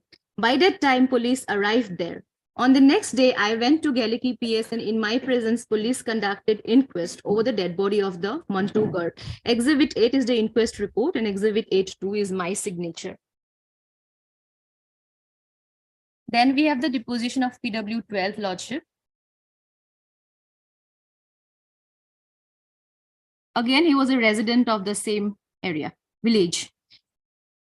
Sunil Gar. Accused Janglu Majwar is known to be being resident of the same line. Mantu Gar and his wife Chalu Gar were known to me being resident of the same line. On the next day of incident, on hearing the death of Mantu and saw that Mantu Gar and his wife Chalu Gar, I went to Galliki PS, and in my presence, police conducted inquest over the dead body of Chalu Gar. Exhibit 5 is the inquest report, and Exhibit 5.2 is my signature. Then PW13, Lordship, he's the investigating officer. Inspector Ashim Bora.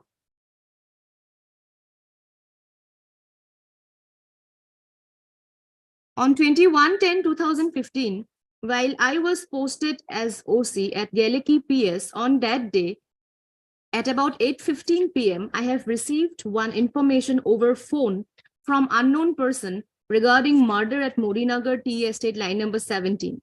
On getting this information, same was entered in Galliki PS GD entry book by GD entry number so-and-so dated 21/10/2015 and took charge to investigate the matter. Exhibit 9 is the abstract copy of Galliki PS GD entry number so-and-so dated so-and-so. Exhibit 9.1 is my signature. Accordingly, at 8:30 p.m., I arrived at the place of occurrence, that is the residence of deceased Mantu Gar and Chalu Gar, at line number 17 of Modinagar, and saw Mantu Gar and Chalu Gar alive in injured condition. On this, I sent both of them to Galliki PHC for treatment. I have inspected the place of occurrence and drawn a rough sketch map of the PO. Exhibit 10 is the said sketch map. Exhibit 10.1 is my signature. I have recorded statement of witness found at the PO. While I was at the PO, I got the information that both the injured expired at hospital. On this, I instructed my accompanying staff to bring the dead body to police station. While I was at the PO, ASI Tila Gogoi, who was kept in charge of PS, I came to know that accused Junglu has surrendered at police station. On knowing this, after giving necessary instructions to keep him in safe custody, I returned to Galiki PS. On the same night at about 10 p.m., I have received one written FIR from Bijoy Chik, brother of the deceased, and registered Galiki PS case number so-and-so under section so-and-so and entrusted took charge of further investigation of the case. Next page, Lordship. On finding the accused at police station, I have interrogated him and recorded the statement under section 161 CRPC. In his statement given before me, while the accused confessed his guilt of committing murder of Mantugar and Chalugar and also stated that, his words are quoted, I entered the house of Mantu and finding both of them, I cut randomly both of them with a dao. And on start of hue and cry, I came out of the house and flew away with the dao. While coming, I throw the dao near the Bagan Tiniali. It is a fact. By cutting, I have killed both of them. I can show the dao. Exhibit 11 is the statement of accused Junglu Majwar recorded by me on 21/10/2015 at 10:20 p.m. After recording the above statement of accused, I, along with the police staff, the accused Junglu Majwar and other local people went to Bagan Tiniali for recovery of the dao. On going there, as shown by the accused, I have recovered one dao from the roadside jungle near Bagan Tiniali. In presence of the witness, I have seized the same at the place of recovery. Exhibit 4 is the seizure list. Exhibit 4.3 is my signature. Material Exhibit 1 is the seized dao, which I can recognize as shown to me in court. Accused was arrested. I have recorded the statement of the witnesses. On the next morning, I have conducted inquest on the dead body of Mantugar and Chalugar. Exhibit 8 is the inquest report relating to dead body of Mantugar. Exhibit 8.3 is my signature. In the inquest, there was no mention that injury mark was found on face, head, hand, leg, etc. Exhibit 5 is the inquest report relating to dead body of Chalugar. Exhibit 5.3 is my signature. In the inquest report, there was mention that injury marks were found on the face to neck, abdomen area, and right hand. Both the dead bodies were sent for post-mortem examination at Sivsagar Civil Hospital. Accused was sent for judicial custody. During investigation, I have collected post-mortem report. On completion of investigation, I have submitted charge sheet against the accused. Junglu Majwar under section 448-302 IPC. Exhibit 12 is the charge sheet. 12.1 is my signature.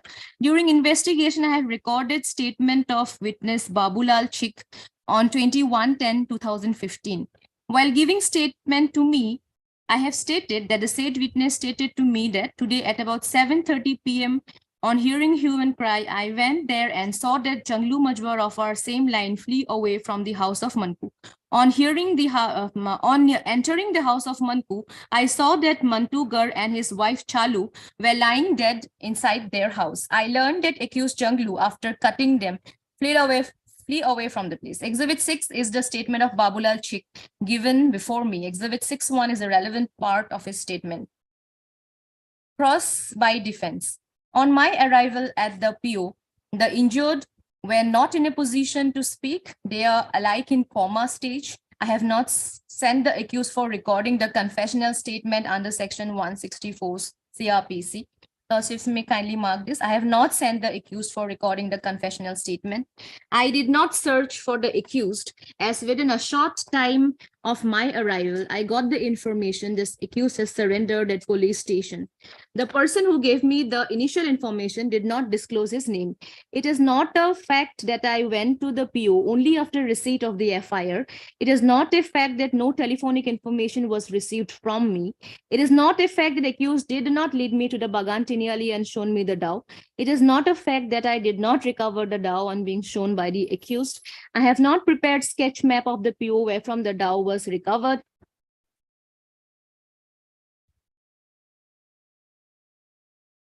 Lordship may kindly mark this. He did not make any sketch map regarding the place from where the dhow was recovered.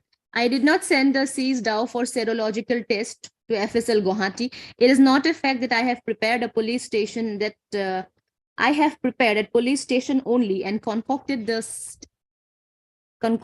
stated of the seizure witnesses. I think it should be concocted the statement of the seizure witnesses. It is not a fact that on being asked by us, accused appeared at the police station. It is not a fact that accused was in no way involved in killing of Chalugar and Mantugar.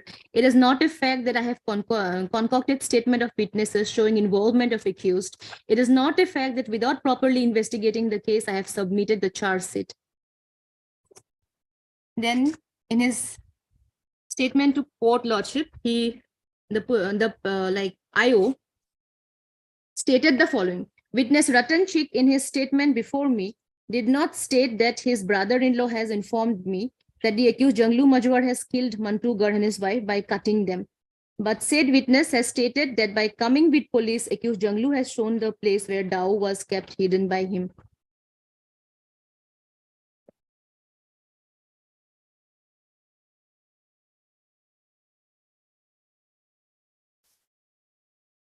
So lordship, this part of the statement of PW4 in page number 14.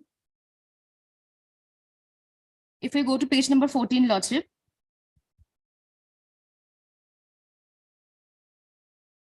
Yes.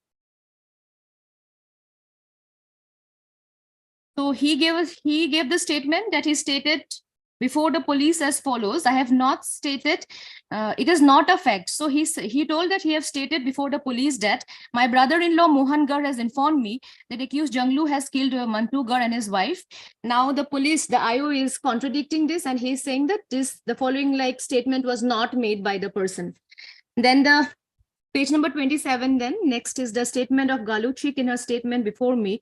Did not state that VDP Secretary Tileshwar Nayak sent his brother Pradeep Gar to her house, who informed her that accused Janglu has killed Mantu Gar and his wife Chalu Gar by cutting them. Then on the next page, lordship, we have the 313 statement of the accused.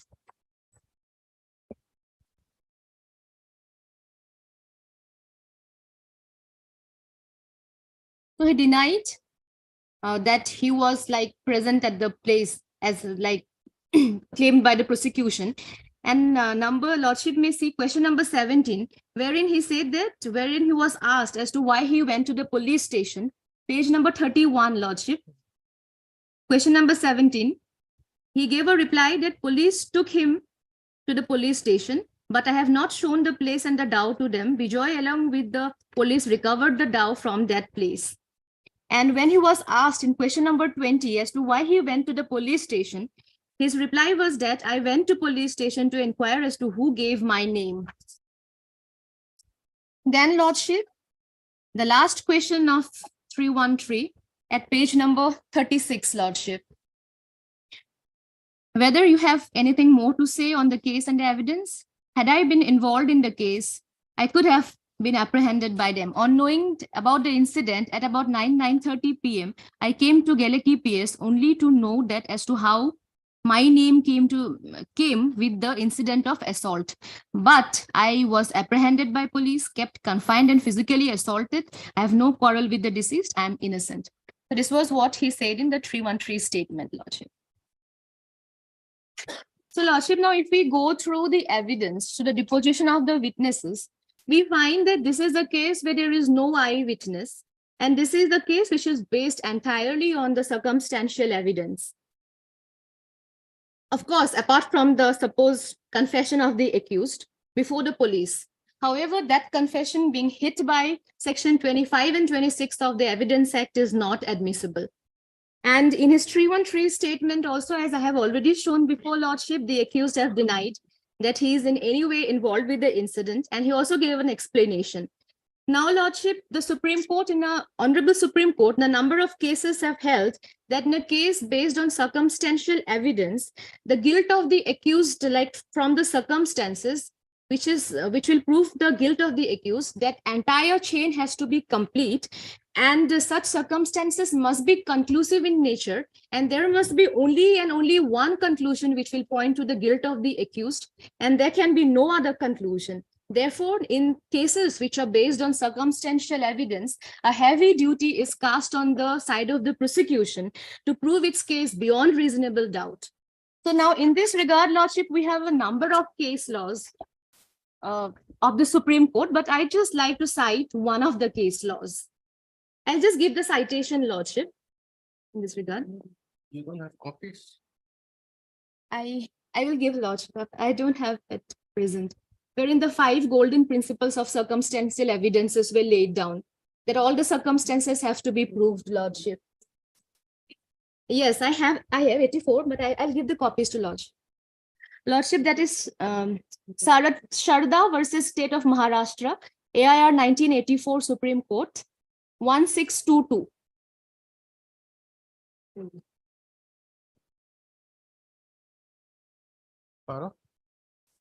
Paragraph, I'll give to Lordship the entire case law immediately once the hearing is over, Lordship. So herein, Lordship, the Supreme Court laid down certain guidelines which are to be followed, like in those cases which are based on circumstantial evidence.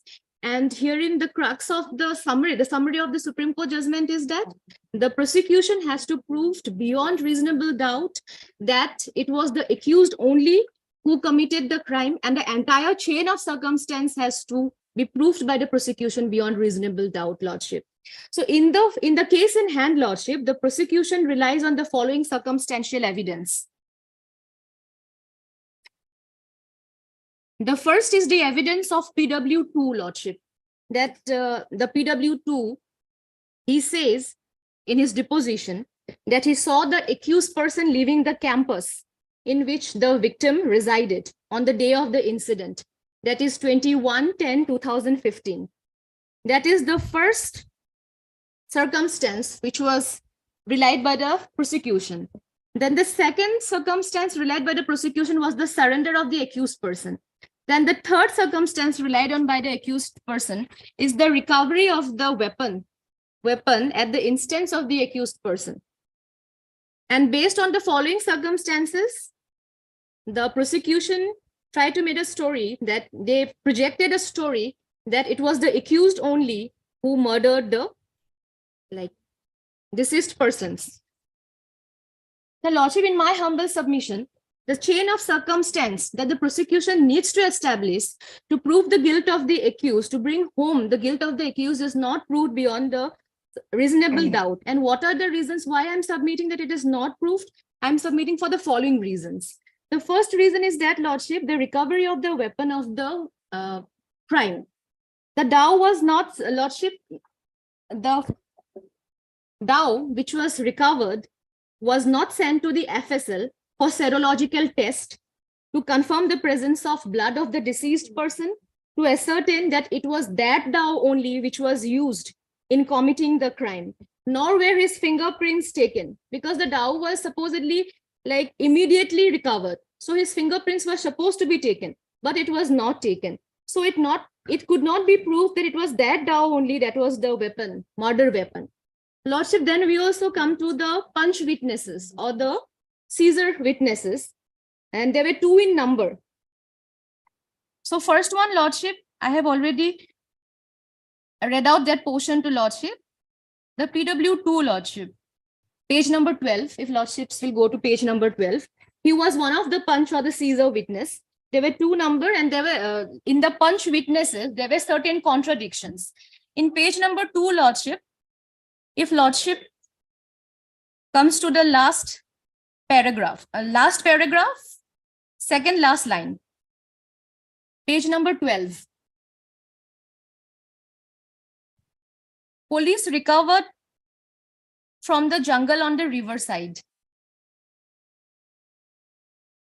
So he says that the dao was recovered from the riverside, Lordship.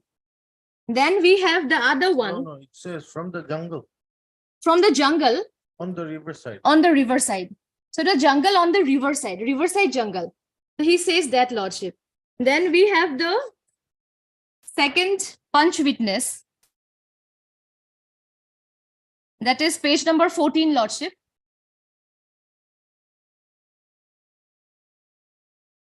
Yes. Lordships, there is one line. During the investigation, police also seized one dhow Yes. as shown and led by accused Janglu Majwar from garbage of the Bargach Tiniali.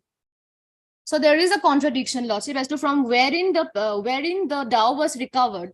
So there is contradiction amongst the Punch witnesses who were supposedly present at the time when the recovery of the weapon of murder was made. Then, Lordship, another lacuna in the Punch Caesar list witnesses death, Lordship, the last paragraph, again in the same page number 14 only. I put my signature in the Caesar list at police station.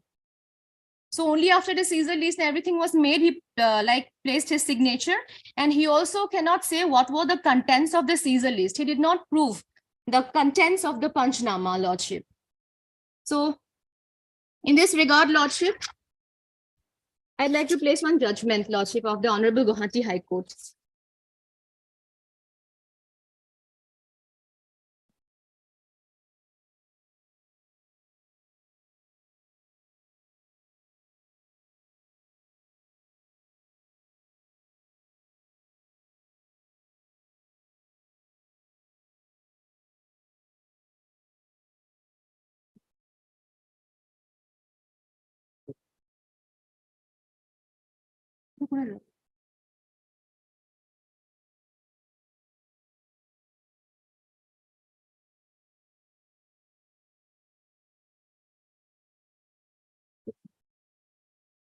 That's why I'm giving the citation.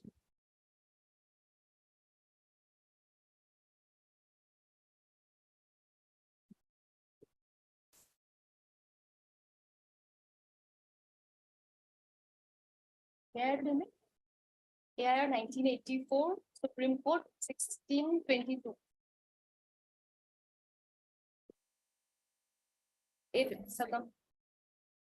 High Court wrote my issue copy. Copy us.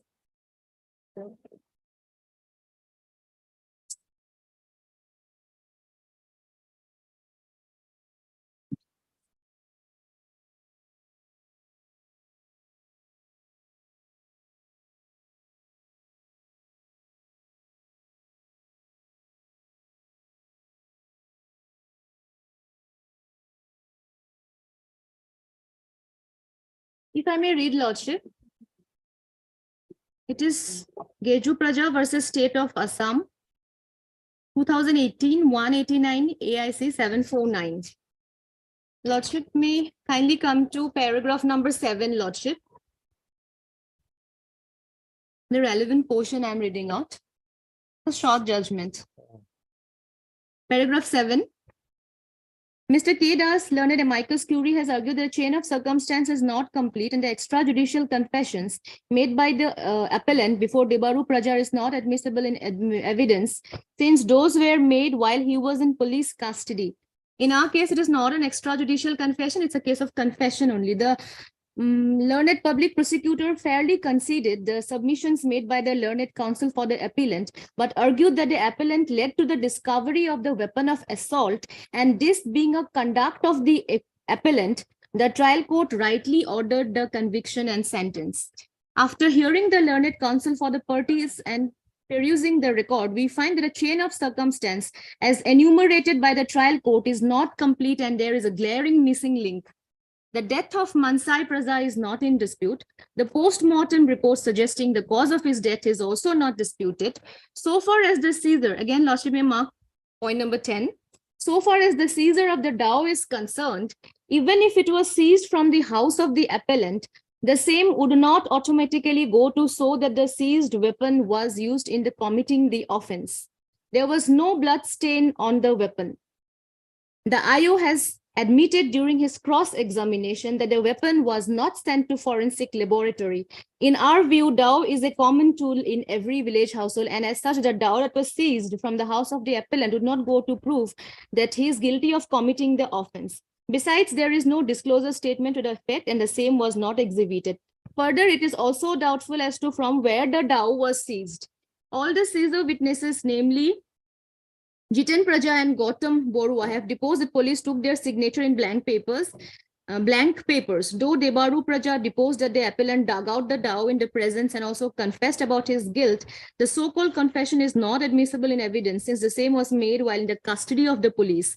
Again, Gautam Borua admitted during cross-examination that the police did not show him the dao when they seized. As such, seizure of dao from the house of the appellant is not a good circumstance to link the appellant with the crime. It is categorical evidence of the IO that he came to know the involvement from the other witnesses, any statement, police direction, and that is not relevant, Lordship. And then paragraph number 12, since there is no eyewitness and the prosecution story is completely based on circumstantial evidence, where the chain of circumstance is not complete and there are missing links as well as the confessional statement was made by the appellant while he was in the custody of the police, we are in our considered view that neither there is enough circumstantial evidence nor admissible extrajudicial confession of the appellant to point the finger of guilt towards him. In view of this, we hold that the appellant was not guilty and acquit him of the offenses charged. So, Lordship, this case is similar to our case, wherein there was confessional statement, it was made before the police, and therefore it is hit by 25 and 26. The seizure weapon was discovered, but then it was not sent to the forensic. There was no blood stain was proved. There was no fingerprints. So our IO has also proved in his evidence that he did not send it for serological examination or for forensic. So therefore our case is very much similar to this case which was decided by Honorable Guwahati High Court. So the seizure was not proved, Lordship. Then, Lordship, the next circumstance.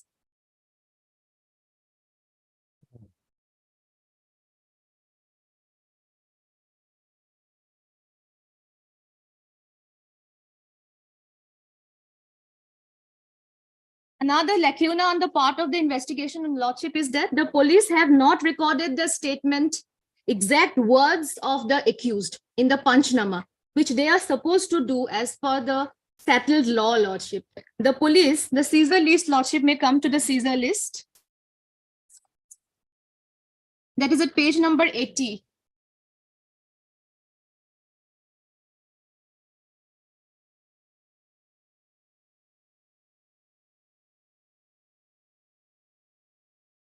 Lordship, you got that? Yes. Page number 80, the seizure list. He simply mentions that I, ASI Bora, do hereby seize the below noted articles on being led by the accused Janglu Majwar of so and so from the heading place. The seizure list is made in the presence of the following witnesses. So he did not mention as to what are the exact words of the accused, which he mentioned on the basis of which the 27 recovery was made, Lordship. In this regard, it's a settled law that the exact words have to be mentioned in the seizure list or the Panchnama. We have a very recent case of the Honorable Supreme Court, which I'd like to place only one paragraph, Lordship, the relevant paragraph, only one paragraph of the Supreme Court judgment.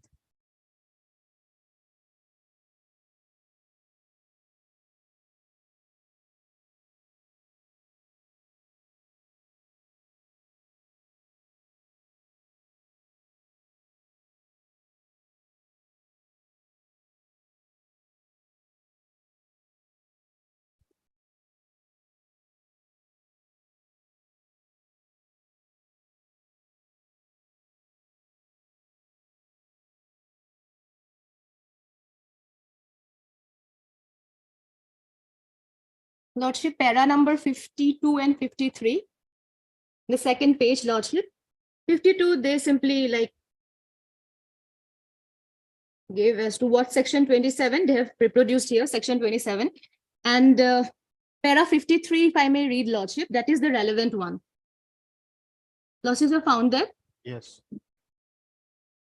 If it is to say of the investigating officer that the accused appellant, while in custody, on his own free will and volition, made a statement that he could lead to a place where he had hidden the weapon of offense along with his bloodstained clothes, then the first thing that the investigating officer should have done was to call for 2 independent witnesses at the police station itself. In our case, there was 2 witnesses. Once the two independent witnesses arrive at the police station, thereafter, in their presence, the accused should be asked to make an appropriate statement as he may desire in regard to pointing out the place where he is said to have hidden the weapon of offense.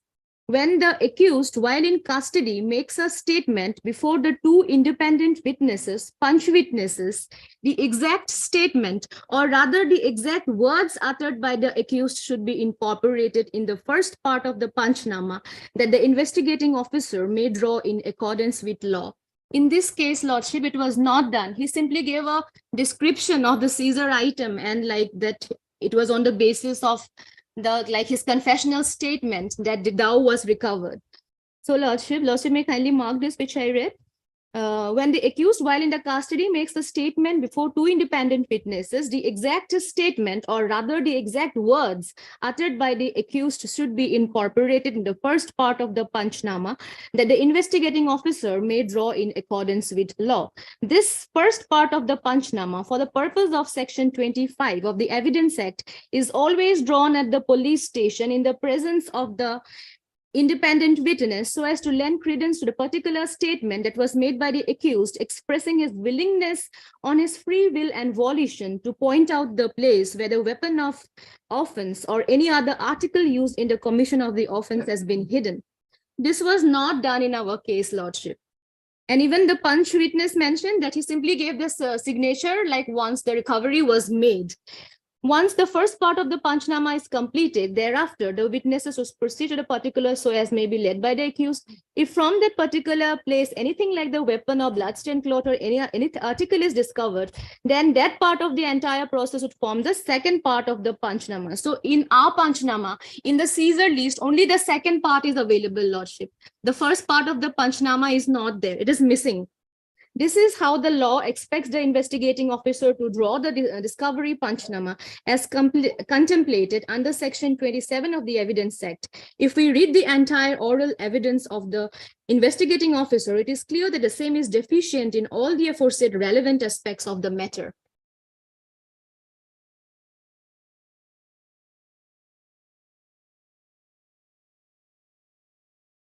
Then, Lordship, the last missing link in the chain, which was incumbent on the part of the prosecution to prove, because it is a case which is based entirely on circumstantial evidence, is that the motive of the crime.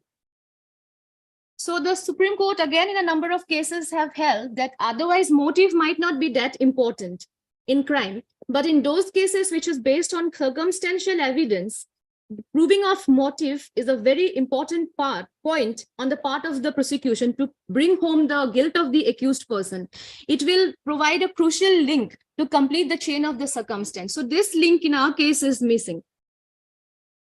It is true that motive alone might not be a deciding factor if otherwise the chain of circumstance is complete. But as I have shown to Lordship that the otherwise also the prosecution have not succeeded in proving that the chain of circumstance is complete. So when otherwise the chain of circumstance is not complete, it was imperative on the part of the prosecution, in my humble submission, to show as to what was the motive, that all of a sudden the accused will go and he will murder two persons like out of the blue for no reason. It is very difficult to believe, Lordship.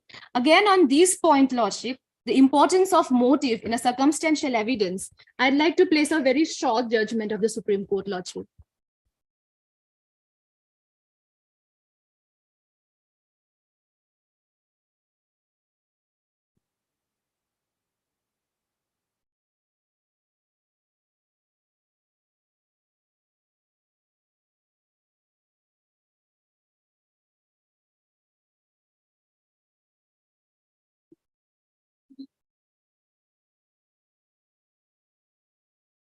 May I read, Lordship? Yes.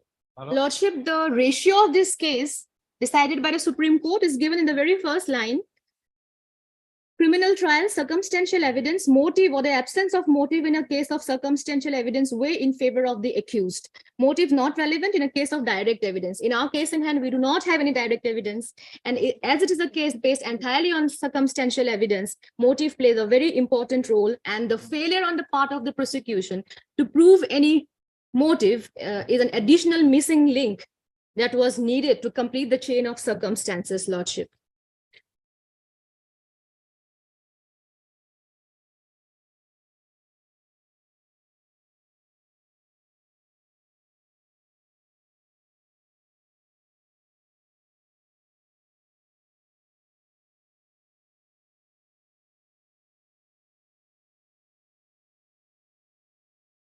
Lordship, the Honorable Supreme Court in this case have cited a number of case laws wherein the importance of like motive in circumstantial evidences was laid down.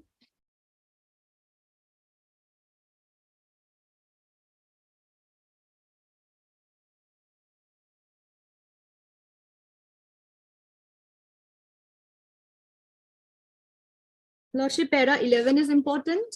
Then again in para 12 also, like the Honorable Supreme Court cites two judgments, Lordship. Lordship may simply mark these two paragraphs. And then I'm reading Lordship paragraph number 12. In a subsequent decision of so and so, this court relied upon the decision in Anwar Ali and observed that though in a case of direct evidence, motive would not be relevant, in a case of circumstantial evidence, motive plays an important link to complete the chain of circumstance, that motive so and so. Then Lordship para number 14. The circumstances on record do not make a complete chain to dispel any hypothesis of innocence. The prosecution have failed to establish through clear, cogent, and consistent finding the chain of events on the basis of which the guilt of the appellant could be established. The court below were not right in accepting the case of prosecution and convicting the appellant. Then, Lordship, another circumstance which was relied on by the prosecution was that the accused person surrendered before the police. Now, Lordship, regarding this circumstance, even if we accept that the accused persons did surrender before the police, it is difficult to understand as to why the 164 statement, confessional statement, was not recorded. It's a serious lapse on the part of the prosecution. When it's a case of like circumstantial evidence, when they have claimed that the accused surrendered before the accused like police persons, why have they not like taken the 164 statement of the accused person? Then Lordship, again in page number 11, Lordships may for a second turn to page number 11, Lordship, of the paper book.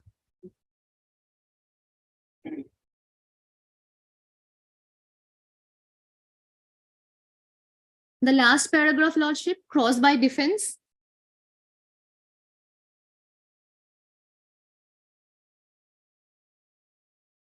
May I read, Lordship? Yes.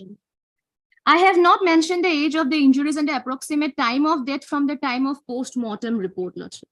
So, Lordship, now this is a very important like link which is missing and which should have been mentioned, because again it's a circumstantial evidence case, but they are saying that the accused, it was the accused person only who have murdered. So how come the like doctor have not mentioned the like time of the death as per the approximate time of death from the post-mortem report? So this is again a serious lapse. So from all the above discussions, in my humble submission, it is clear that the prosecution have failed to establish the chain of circumstance that is required to be like completed and to prove the guilt of the accused and to prove that it is the accused and the accused alone who murdered the like two victims. And while it is true, Lordship, that defective investigation always might not be fatal to the prosecution case, but when the prosecution itself has a number of lacuna, when they don't stand on their own feet, when they cannot establish the case, then definitely the defect of the investigating agency will be fatal in my submission, humble submission. And therefore, Lordship, they have failed to prove the like circumstances beyond a reasonable doubt. They have failed to show that there was a complete chain of events, and therefore, in my humble submission, the accused is entitled to acquittal, Lordship. This is my humble submission.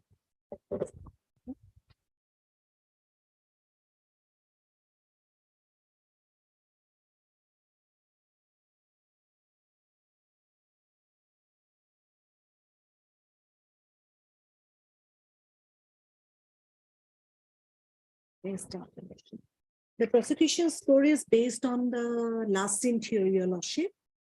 The Honorable Court relied on the evidence of PW2, Your Lordship. And although PW6, who has also talked about the last scene, he was declared as hostile, Your Lordship. And there was two more circumstances. One is regarding surrender of the accused person immediately after the occurrence, and there was leading to discovery, Your Lordship. And the contention of the other side is that there's a procedural irregularity and the defect in investigation. My respectful submission is that it's not fatal to the prosecution case, my lord.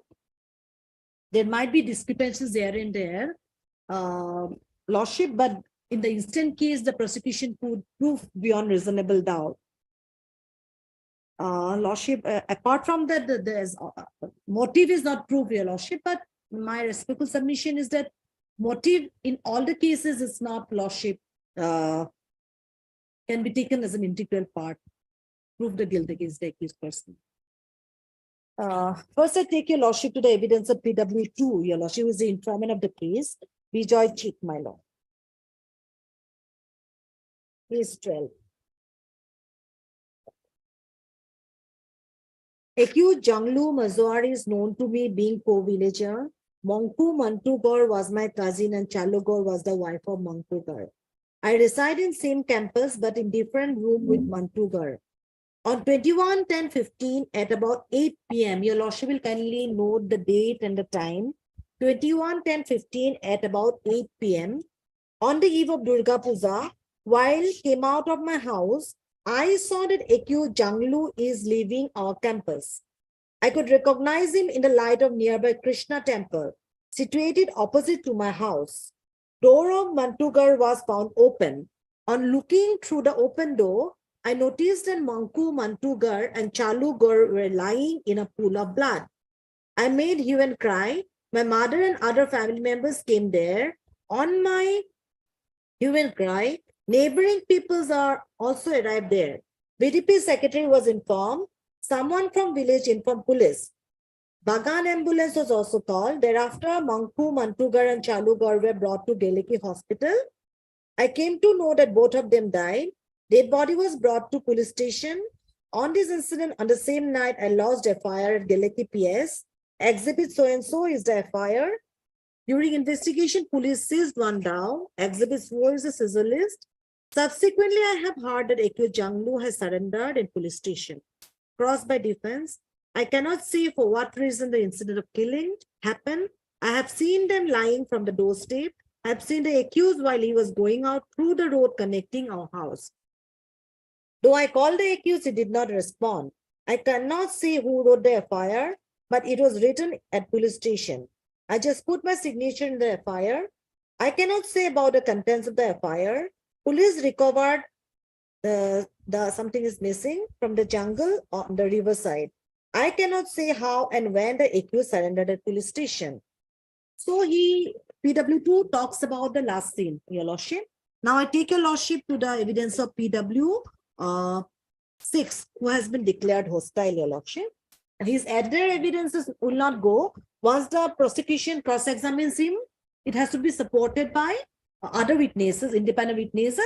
In our instant case, the cross-examination of PW6 was supported by Your Lordship, PW2, independent witness. PW6, my lord. Accused Janglu Majwar is known to me being co-villager. Manku, alias Mantugar, was my niece, and Chalugar was the wife of Mankugar. On 21/10/15 at about 7 p.m., while I was sleeping in my house, suddenly I heard hue and cry at the residence of Mantugar. I went there and found a huge gathering. VDP Secretary Tilesar informed me that there was a quarrel, and I heard that Manku Mantugar and Chalugar were lying dead inside their house. After some time, police arrived there. On showing hostile attitude toward prosecution, Learned PP read over the statement made by the witness to police under section 161 CRPC. On disobeying his previous statement made under 161 CRPC, witness was declared hostile by prosecution. Permission is granted to Learned PP to cross-examine the witnesses. Cross by prosecution. It is not a fact that on 21/10/15, while giving statement to the IO of this case, I have stated that today at about 7:30 p.m. So Lordship will kindly note this timing, 7:30 p.m. And according to PW2, it was 8 p.m. So in time, it's almost the same, my lord. On hearing hue and cry, I went there and saw that Sri Janglu Mazwar of our same line flee away from the house of Manku. On entering the house of Manku, I saw that Manku Mantugar and his wife Chalugar were lying dead inside their house. I learned that accused Janglu, after cutting them, flee away from the place. And it's not a fact that Exhibit 6 is my statement given to police, and Exhibit 6.1 is the relevant part of my statement, provisionally marked. It is not that to save the accused are deposed falsely. I have checked the 161 statement of this particular witness. He has stated before the IO in 161 statement, my lord, that he's seen the accused person going away, fleeing away, lordship, from the residence of the Is it victim. in English or vernacular? This 161 statement, my lord. It's in vernacular, your lordship. May I read it slowly? I'll translate it, my lord. I'll translate it, my lord. Babulal Chief, মোৰ নাম ঠিকনা ওপৰত উল্লেখ, বয়স প্ৰায় 35 বছৰ, মই স্বয়ংসো কাম কৰো। মোৰ কব লগা এই যে সন্ধিয়া প্ৰায় 7:30 মান বজাত ওচৰে মংকুগড়ৰ ঘৰত হাল্লা আৰু উল্লাহ শুনাত গৈ দেখো যে একে লাইনৰে জাংলু মাজুৱাৰে ঘৰৰ পৰা ওলাই যায় পলাই গৈছে। So he saw at about 7:30 p.m. he heard hue and cry and he saw the accused person fleeing away from the residence of the victim. Then thereafter he went there and saw the accused person জখমী হৈ মৃত্যু হৈছে, that they have died out of the injury. That's what he has stated before the IO in his 161 statement. Now I take your lordship to the evidence of the IO, my lord, PW8. PW8, before whom the accused person surrendered. He's a sentry, my lord. ASI. ASI. On 21/10/15, I was posted at Geleki PS as ASI police. On that, while I was in charge of PS and Home Guard for Firoz Hussain was performing sentry duty. At about 8:30 p.m., accused Janglu Mazwar came to Firoz Hussain and informed him that he has committed murder. On this, Firoz informed me this matter. I called his call, say Janglu inside the PS office room. On my asking, accused Janglu Mazwar has confessed before me that he came there to surrender by committing murder of two persons in Modinagar Tea Estate. On knowing this, I had made a GD entry and informed the matter over phone to the OC, then OC Okim Bora. Accusers kept sitting in the PS under the custody of the sentry Firoz Hussain. On my father asking about the weapon, he stated that he used one dao in cutting said two person and kept the dao inside a roadside jungle near Tiniali on a Bagan road. After some time, OC has returned with dead body of two person. After return of OC again, accused Janglu was interrogated, on which he stated that he can show the dao where he kept the same hidden. On this, I, along with OC and other police personnel and local, went to the place to lead, as led by the accused, as shown by the accused. OC sir has recovered one dao from side of the jungle on the Bagan Tiniali. The investigation of this case was done by OC SI Okim Bora. Material Exhibit 1 is a recovered dao, which I can recognize. Exhibit 7 is the abstract copy of GD entry 568. Number so and so, by which the fact of surrender of accused is recorded. Exhibit 7.1 is the signature of the then Okim Bora. In the GD entry, it is mentioned that it was made by 9:15 p.m. on 21/10/15. It also contains that accused Janglu Mazwar so and so came to PS and disclosed that he came there by killing his neighbors Monku Gaur and his wife Chalu Gaur. Crossed by defense. On that night, accused Janglu appeared at a police station in empty hand. It is not a fact that accused did not confess his guilt before me. I have asked the accused inside the police station. It is not a fact that on my asking, accused simply stated that he came to police station as he was searched by police. It is not a fact that I did not go to place where from dao was recovered. I have forgotten the name of the local person present during recovery of the dao. The place where from the recovered is near the Bagan line. It is not a fact that I have deposed falsely on the matter of recovery of a dao. Hence, I could not name locals accompanied during recovery. I can say with certainty that exhibit 1 is the recovered dao as shown by the accused. It's not a fact that we have collected the dao from some other places. It's not a fact that while giving statement to the IU, I have not stated regarding accompanying OC while going to recover the dao.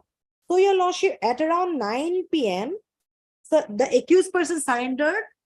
Lordship went to the police station, surrendered. Date of occurrence is 8:30 p.m.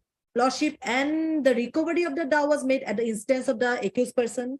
So it's not that it was in the residence, it was in the lordship, from a jungle it was recovered.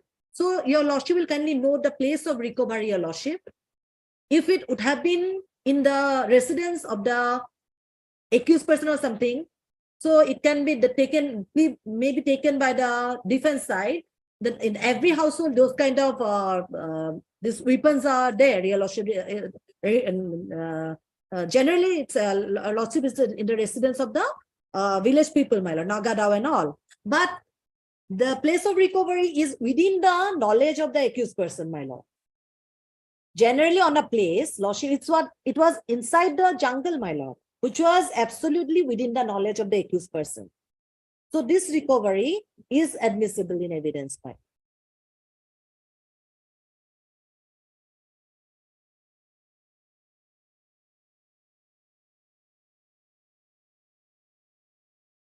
Yes. And your lordship, prior to lordship, the accused person surrendered before the police station, there was one GD entry which is 567. At page 94, it was exhibited, my lord, page 94.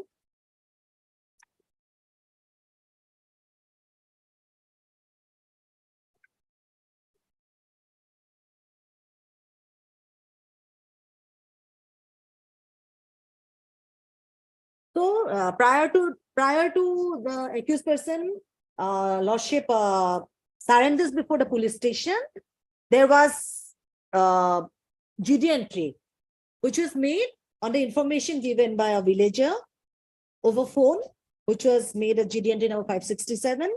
And your lordship, another GD entry was made 568. Lordship, it's as regard my lord. Surrender of the accused person. It's as regards GD number 568, my lord.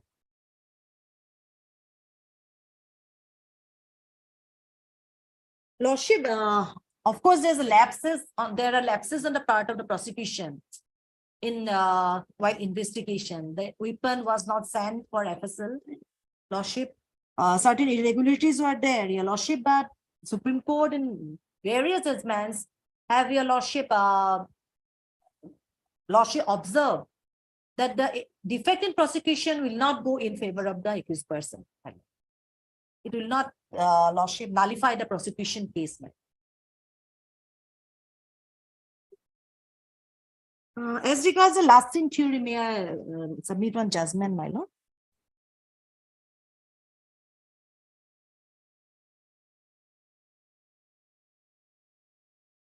Thanks.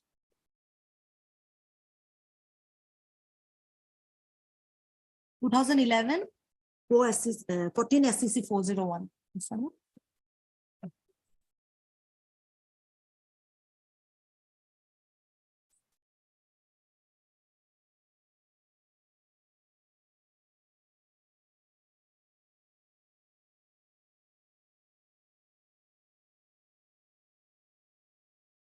Raise up one.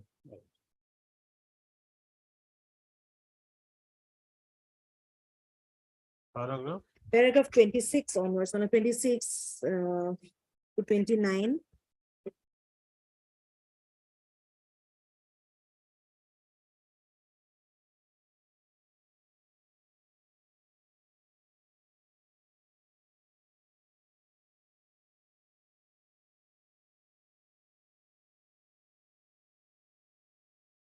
May I read paragraph 26? Yes. The evidence of PW 3, 4, and 5, which we see no reason to disbelieve, thus fully established that the appellant was last seen with his wife at about midnight and was in fact quarreling with her at the time. The incident happened at about 4:30 a.m. Hence, there was a time gap of only about 4 hours from the time when the appellant was seen with his wife and the time of incident. Thus, he was last seen with his wife and there was only a short interval between this and the fire. Fine. The last seen theory comes into play where the time gap between the point of time when the accused and the deceased were last seen alive and when the deceased is found dead is so small that the possibility of any person other than the accused being the author of the crime becomes impossible. In our opinion, since the accused was last seen with his wife and fire broke out about 4 hours thereafter, it was for him to properly explain how this incident happened, which he has not done. Hence, this is one of the strong links in the chain connecting the accused with the crime. The victim died in the house of the accused and he was there according to the testimony of the above witnesses. The incident took place at a time when there was no outsider. So this plea will not do, my lord. I'll rely on till 28, my lord. So time gap when PW2 as well as PW6 saw the accused person, my lord, fleeing away from the residence of the victim is so small, my lord. So, and immediately thereafter he surrendered before the police station, my lord. So time gap is very small, my lord. So the hypothesis can be drawn that the accused person is the perpetrator of crime. And there's no explanation from the side of the accused person, my lord, about that, my lord.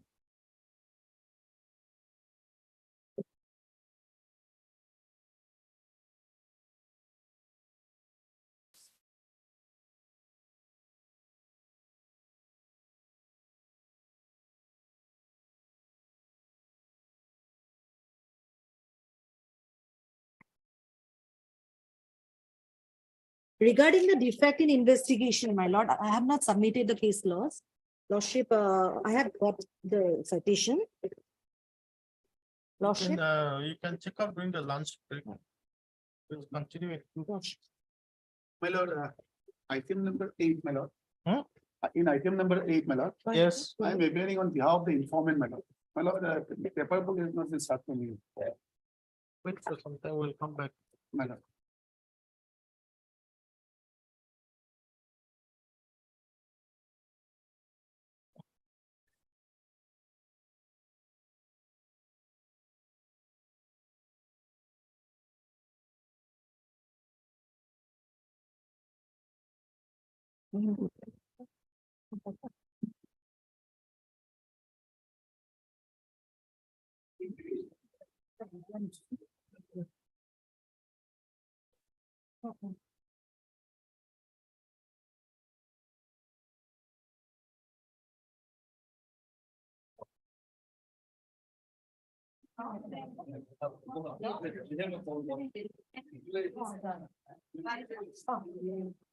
I take it.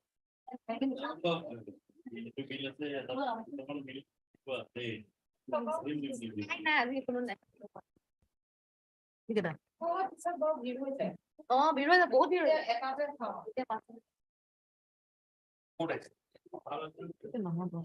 আৰু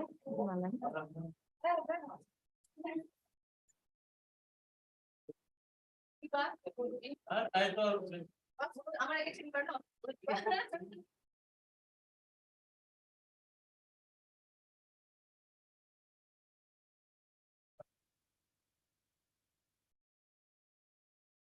আৰু নাই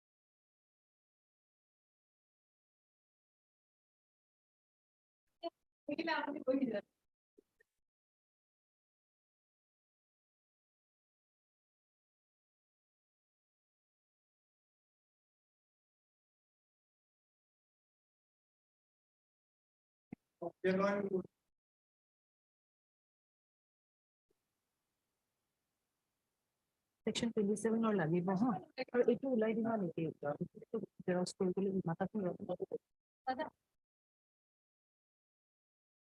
কবাই দে Xerox দি দিবা নেকি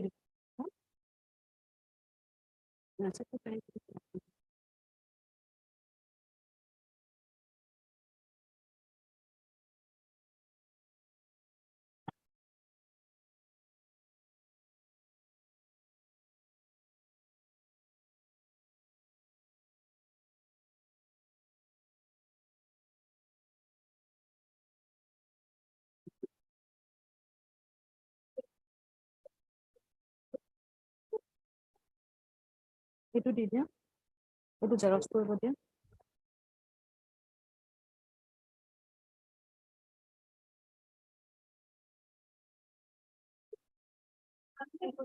এইটো আৰু দুটা ওলাইছিলে নে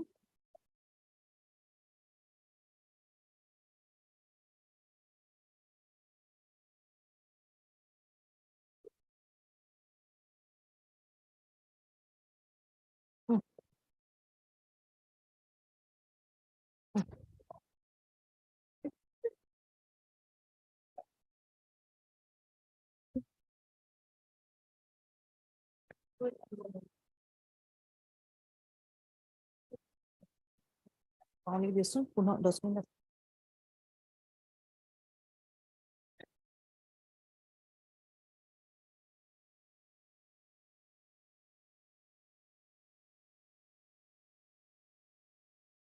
আগৰ পেজ নি গৈছে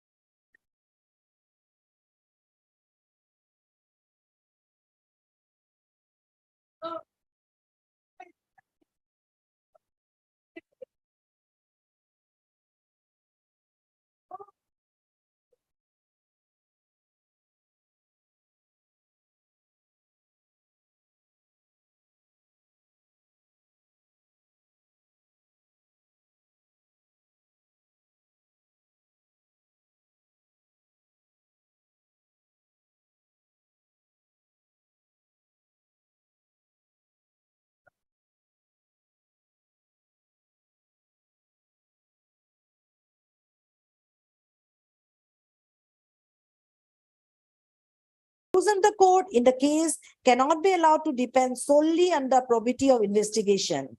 It is well nigh settled that even if the investigation is illegal or even suspicious, the rest of the evidence must be scrutinized independently of the impact of it. Otherwise, the criminal trial will plumb to the level of the investigating officers ruling the road. The court must have predominance and preeminence in criminal trials over the action taken by the investigating officers. Criminal justice should not be made a casualty for the wrongs committed by the investigating officers in the case. In other words, if the court is convinced that the testimony of a witness to the occurrence is true, the court is free to act on it, albeit the investigating officer's suspicious role in the case. Inland letter Kho 7-1 was not discovered during investigation, but the same was produced by the accused in a bail application filed on 29/97.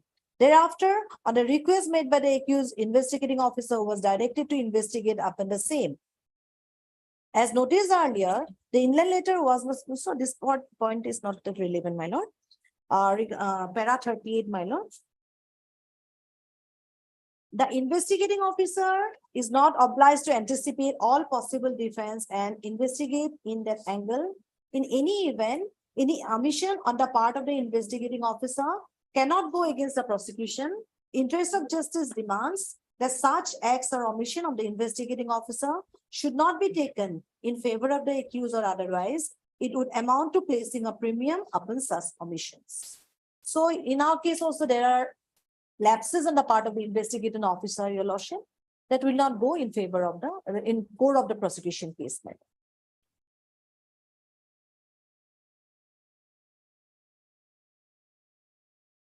Regarding the evidence of hostile witness, my lord, hostile witness, one of the witness declared hostile. So in that regard, I want to place one judgment, 2010. 12 SCC 142. Padayami Sukada versus State of Madhya Pradesh. Para 11, my lord. I'll slowly read out, your lordship. Sorry, I could not give the citation earlier. Para 11. As stated earlier, all the witnesses to the extrajudicial confessions have been declared hostile by the prosecution. True, it is that the evidence of the hostile witness is not altogether wiped out and remains admissible in evidence, and there is no legal bar to base conviction on the basis of the testimony of hostile witness. But as a rule of prudence, the court requires corroboration by other reliable evidence. In the present case, PW1 Madhvi Rama, PW2 Mangaru, PW3 Aita, and PW4 Lekhan in their evidence has stated that the meeting was called in a village after the date of the deceased, but PW2 Mangaru and PW4 Lekhan have nowhere stated that the extrajudicial confession was made by the appellant admitting that he had killed the deceased. PW1 Madhvi Rama and PW3 Aita too have not stated anything about extrajudicial confession in their examination in chief, but after being declared hostile and cross-examined by the prosecution, they disclosed that the appellant had confessed that he killed the deceased with a burn stick, as has told him that he was wandering after consuming liquor. However, when cross-examined by the defense again, they admitted that no such confession was made by the appellant. Thus, there is complete somersault in their evidence. Evidential value of extrajudicial confession depends upon trustworthiness. So, in our case, your lordship, although one of the PW2 has stated, my lord, that going away, PW6, although he 161 statement stated before the IO, he was declared also in the substantive evidence, he says something else. So, prosecution side cross-examine him, your lordship. And I have checked in 161 statement, he has stated before the IO that he saw the accused person fleeing from the side, my lord. And so he's that part of evidence, coupled with the evidence of PW2, lordship corroborates each other, that they have seen the accused person fleeing away from the side, my lord. So it's a strong circumstance which goes in against the accused person. So, lordship, my respectful submission is that the prosecution could prove the case beyond reasonable doubt. The accused person is the perpetrator of crime, your lordship. But although no motive was not proved, your lordship, in the instant case, why he killed them. But he was seen fleeing away, and he did not make any endeavor to explain that circumstance, that fleeing away from the, why he fleeing away from the scene, my lord, crime scene. He remained silent, my lord, throughout. And he led the police person to the place of occurrence. He showed the weapon of offense, my lord, it was recovered thereafter. And your lordship is surrendering before the police station. All these three factors, circumstances goes against him to prove the guilty. That is my respectful submission.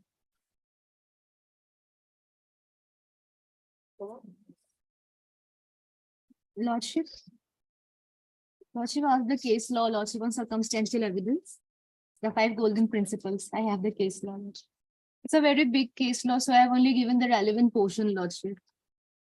Around 70 pages. So I have given just the relevant portion. And your lordship will kindly note the time factor, only half an hour. Immediately thereafter he surrendered. Commission of trial had taken place at around 7:30 to 8, wherein PW2 and 6 have replaced the accused person fleeing away. So when time gap is short, your lordship, the possibility of other persons, there is no possibility of entering that the other person have committed the crime, your lordship, then the accused person can be guilty.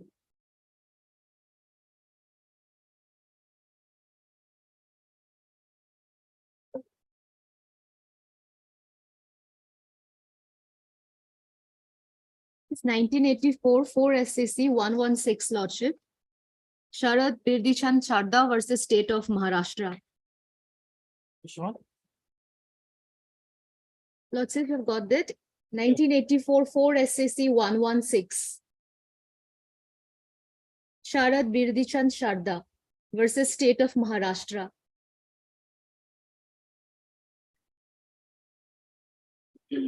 Para 152. Lordship 152, para 152 and 153. If I may read, Lordship. 152, a close analysis of this decision would show that the following conditions must be fulfilled before a case against an accused can be said to be fully established.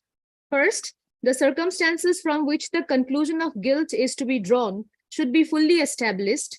It may be noted here that this court indicated that the circumstances concerned must or should and not may be established. There is not a grammatical but a legal distinction between may be proved and must be or should be proved, and was held by this court in Sivaji Bowde versus State of Maharashtra, wherein the following observation was made. Certainly, it is primary principle that the accused must be and not merely may be guilty before a court can convict, and the mental distance between may be and must be is long and divides vague conjectures from sure conclusions. The second point, the fact so established should be consistent only with the hypothesis of the guilt of the accused. That is to say, they should not be explainable on any other hypothesis except the guilt accused is guilty. Third, the circumstances should be of conclusive nature and tendency. Fourth, they should exclude every possible hypothesis except the one to be proved. And fifth, there must be a chain of evidence so complete so as not to leave any reasonable ground for the conclusion consistent with the innocence of the accused, and must show that in all human probability, the act must have been done by the accused. These five, then the next point, these five golden principles, if we may say so, constitute the punch seal of proof of a case based on circumstantial evidence. The Lordship, in our case also, the case is entirely based on circumstantial evidence, Lordship. And in my humble submission, the chain is not completed. The prosecution has not been able to show that the chain is complete. And there are several links which are missing, which I have already placed before Lordship during the course of hearing. And Lordship, Learned Senior Counsel has stated about the last sin theory. Lordship, while it is true that last sin theory is a very important link, it could at best provide a very important additional link, but by itself, it may not be sufficient to derive at the guilt of the accused person. And also, Lordship, to prove the last sin theory, the time gap when the accused and the deceased person were last seen together, and the time of the incident has to be very short, so that no other theory is possible apart from the guilt of the accused. But in our case, Lordship, as is evident from the evidence of the doctor, the time of the incident is not clear. It is not proven anywhere, what is the time of the death of the deceased persons. Therefore, in my humble submission, the last sin theory is not sufficient alone to point to the guilt of the accused person. Then Learned Senior Counsel next talks about the recovery and says that the recovery under section 27 is admissible. I have already pointed out, Lordship, why it is not admissible, because the Panchnama and the Caesar list was not as per the conformity with law. And Lordship, regarding the very place where the dhow was found, there was difference among the Caesar witness. Some told it's found in a jungle, some told it's found in a garbage on the roadside. And the IO also accepted that he did not he did not make any sketch map regarding the place where the dhow was recovered. In his the IO in his evidence clearly accepted that he did not mark the place, sketch map of the place wherein the weapon was seized. Lordship may for a second, Lordship may see page number 27, Lordship, of the paper book. Yes.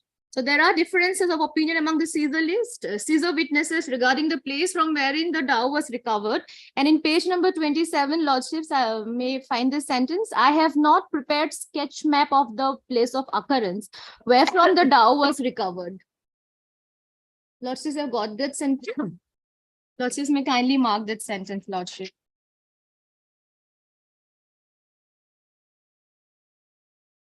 And then another point which which was agitated by my Learned Senior Counsel is that the investigation, defective investigation by itself will not be enough to acquit the accused person. It is true, Lordship, that each and every case of defective investigation will not be fatal. to the prosecution case. But in such a case, like wherein the accused is charged of a grave offense, like 302 murder, and wherein the entire chain of circumstance has not been able to be proved, where the prosecution case doesn't stand on its own feet, how can the defective investigation not be fatal? When the prosecution case by itself is not enough, then this will be another factor which will add fuel to the fire, which will be like favorable to the accused. And also our law is based on the principle that let 10 guilty escape than one innocent person be punished. This is my humble submission, Lordship. Lordship, my respectful submission is as regards the recovery, Your Lordship. The IO has prepared the sketch map, but he doesn't have to prepare, I may be wrong, Your Lordship, that the place of recovery has not been, the sketch has not been, has to be made. Your Lordship. It's not fatal.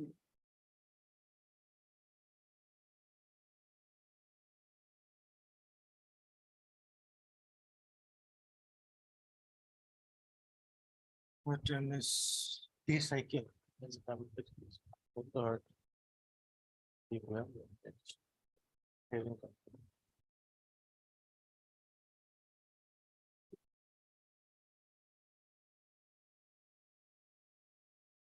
Deeply obliged, Lordship. Am I meeting?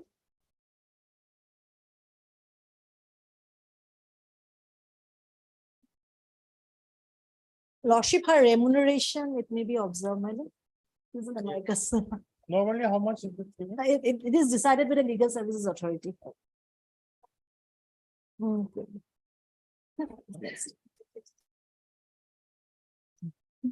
She has nicely argued, Your Lordship. Thank you so much.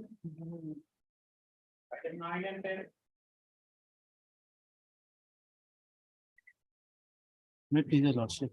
Your Lordship, with the consent of the other side, I beg for an adjournment of 9 and 10. After a week, Your Lordship. Okay, on request made by our.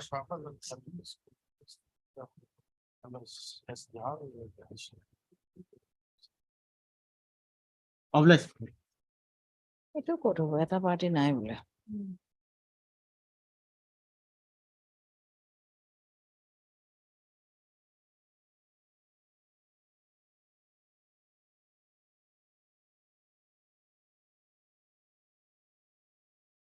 Item 11 to 14. There are in fact 6 appellants in this matter, and I'm told that the counsel for one of the appellant is not there. The amicus curiae is not there. But learned Amicus curiae. NJ N. Burua is out of station. Item number 11. I am appearing in item number 13. In this. Yardi Das. Ajay Das. Miss KK Mahamma. And Miss. Otherwise, I think they are ready, and I've also. I seen- think he is on the way. He said he will argue. So he can lead the argument, then I'll. That was item 14. My name is not known, but I have. And Uddin. Yes. 14. What about 11? N. Burua is not there. Amicus curiae is not there. What do we do now? For Also, we can, Habibur, representation is not there. for Habibur representation is not there, but the facts of the case is that all the standing of the accused vis-a-vis the statements given by the prosecution witness are totally different. Like in my case, there is no mention as such. That is in Learned Senior's case also there is no mention.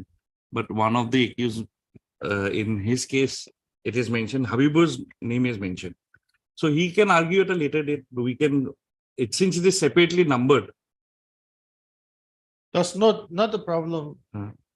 Also, it's up to you. If you keep it parted, supposing if this bench collapse, then It's up to Lordship. We are ready with the case. In fact, the people apprehended Habibur and one Ajizul, one of the appellant. And they Others, revealed that they, along with other appellants, they have killed the deceased. But- Habibur is one of the main culprit here. in my case, there is not a single whisper against me. The only name, my name comes only on 2 occasions, at the time of the FIR and at the time of the judgment. Not during the, none of the prosecution has said a single word against me. I have checked out it. PP Yeah, can even also, I've checked out. PP can also verify. My name is not there at any anywhere. Not a single witness have told my name. Even the informant has not given me a name. The only 2 times that he has come is at the FIR and at the judgment. That's Because my the case. witnesses have stated others, but not specifically named. Not, his, no specific, clients. no other name has been. Sahed Ali is there. Sahed Ali. Syed Ali is there. Huh, Azizud they name have is also there, but my name is Habibur- nowhere there. So Habibur- if my thing is totally taken separately, which can be read, that's also there. Subject to what the PP says. We'll have to hear it together. Together would be better. Together would be better. Then let us. I adjourn. think, I've been just told that Mr. Monto is in a bar meeting, senior advocate. So I think it's better to adjourn. Okay. You have heard Mr. Ah. KK Manda, KK Monto, sir, is not. who's appearing on her. He's saying he's coming. Lordship, if he, I have no issues, Lordship, either way. He was just taken up. Heard Mr. R.D. Das. Then a counsel for the appellant in criminal appeal jail 21-2022. Mr. Udin. And Udin. No problem, man. Counsel No problem. for the appellant in criminal appeal jail 22. I wish more, I'm ready. Stop. Amicus met on behalf of Van Barrow, then amicus curiae. Appearing for the appellant in criminal appeal jail 94. 90. 1 week. A date may be fixed, any date may be 1 week or 5 days. I'm ready with it. Date may be fixed. 9th. 9th of May, not yet. 9th of May. Deeply obliged. Obliged. You know, and move on. Besides that, I think that